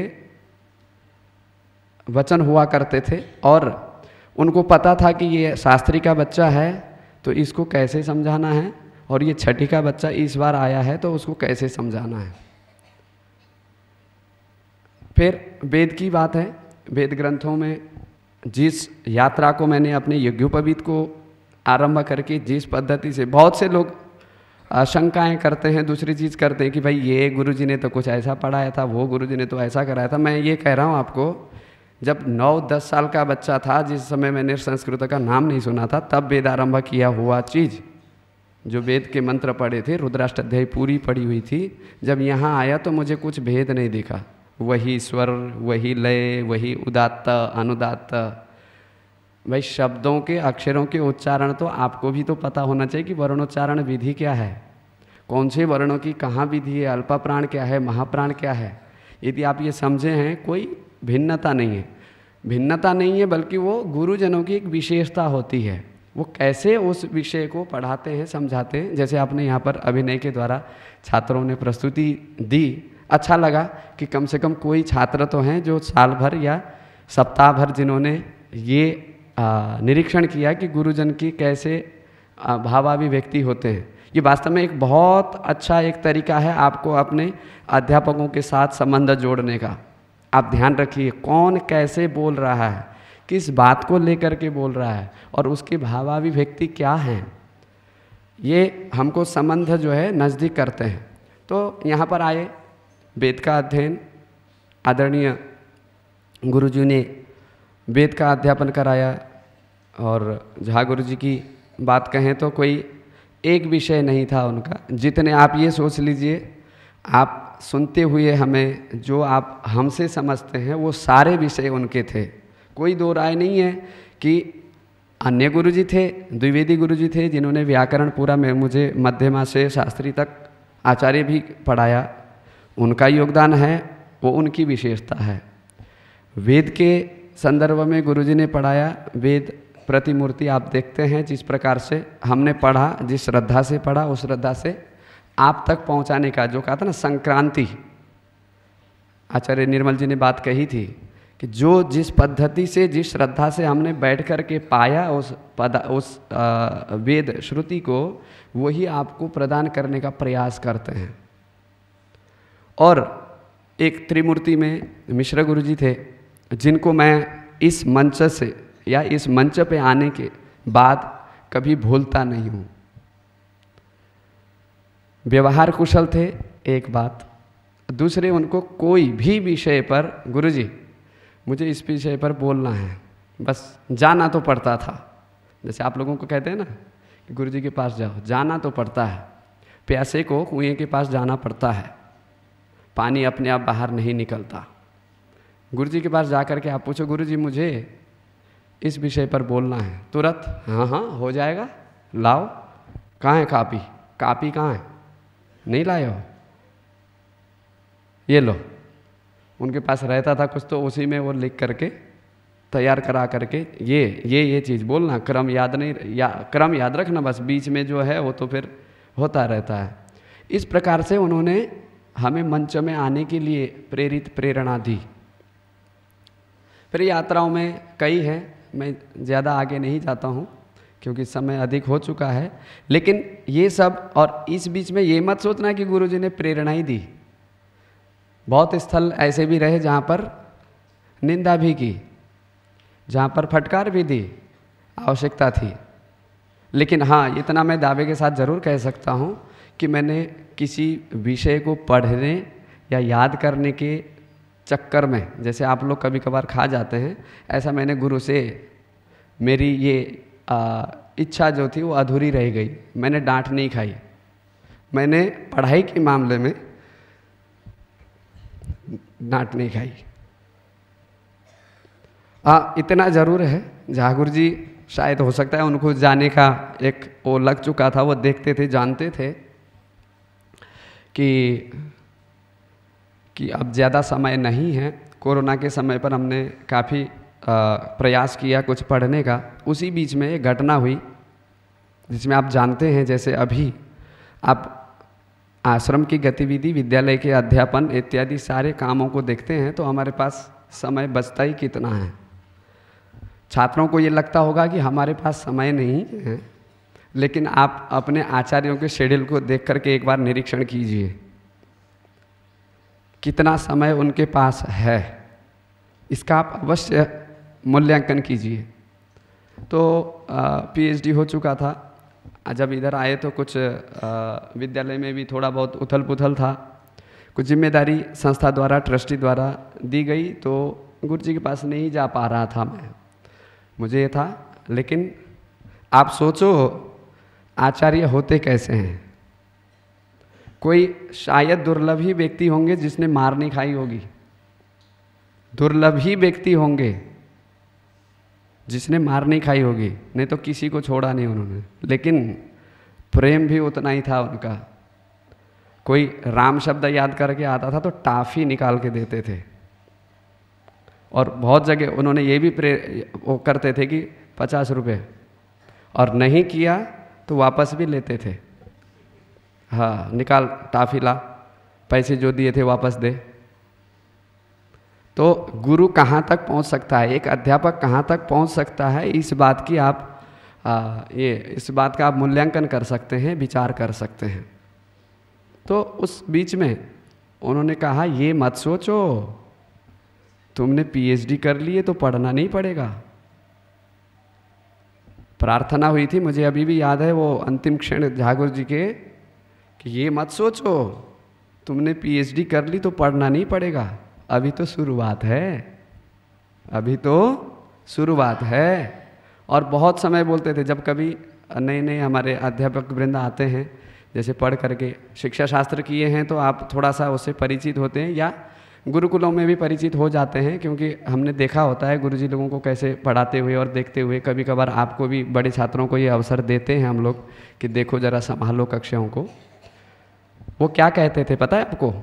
एक मैंने बात परसों कही थी कि एक तो वो कहते हैं कि छात्र जो है अध्यापक को पढ़ाते हैं, ये वास्तव में हकीकत है। आप अध्यापक वृंद भी सोच सकते हैं आपने अपने अध्ययन काल में कितना उसको विचार करके किस दृष्टि से पढ़ा, और जब आप कक्षा में जाने के लिए प्रेरित होते हैं तो उस विषय को आप कैसे देखते हैं। तो कहते थे अच्छे छात्र जो हैं अध्यापक को पढ़ाते थे। फिर जब जाने की उसमें सम्मुख में होती, बोले अरे कटे किसान सीखे नाई। किसी को ऐसा लगता है कि अध्यापक को घबराहट होती है ना पढ़ाने पे, शुरू में जानते हैं, तो बोले कि ऐसा करना, जैसे गांव में किसान है, किसान कोई डिजाइन करने को नहीं कहेगा, वो सिर्फ नाई को क्या कहेगा, भाई बाल काट दे आज।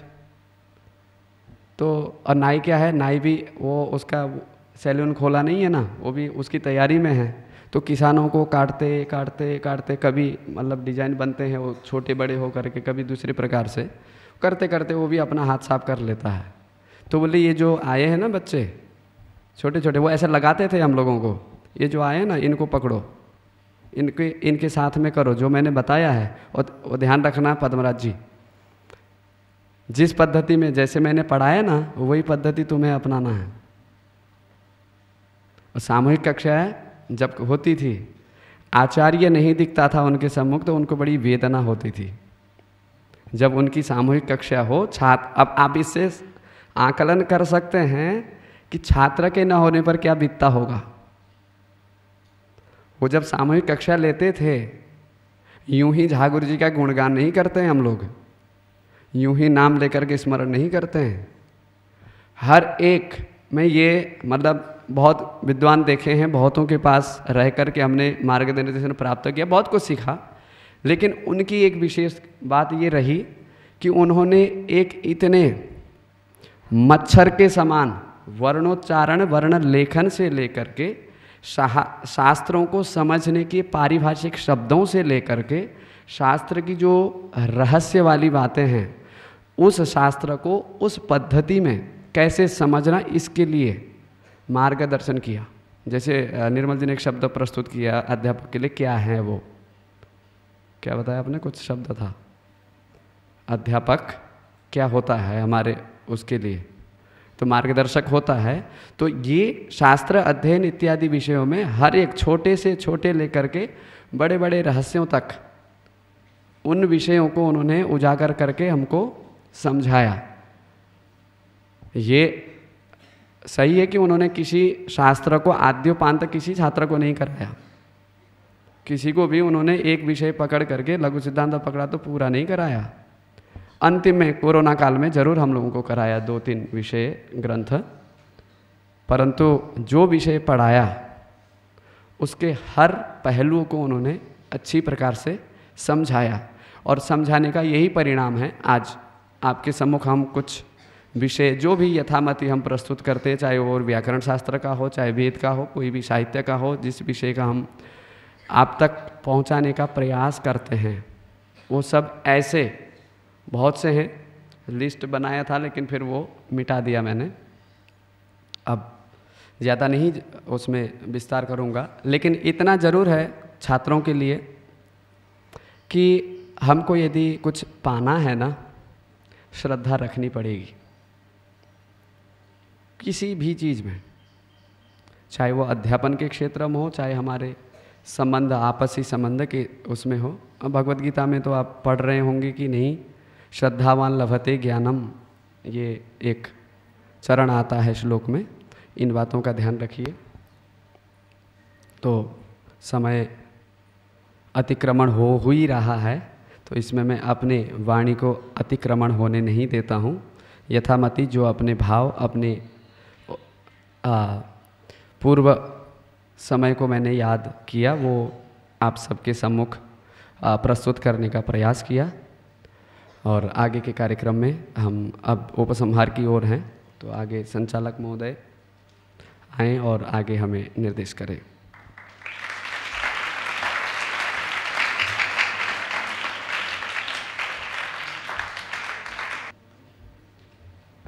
गुरु जी का बहुत बहुत धन्यवाद। अभी हमें हमारे विद्यालय के प्रधानाचार्य दिनेश चंद्र जी को मैं निवेदन करता हूँ, हमें शिक्षा दिवस के अवसर पर पाठ्य के रूप में कुछ ज्ञान प्रदान करें।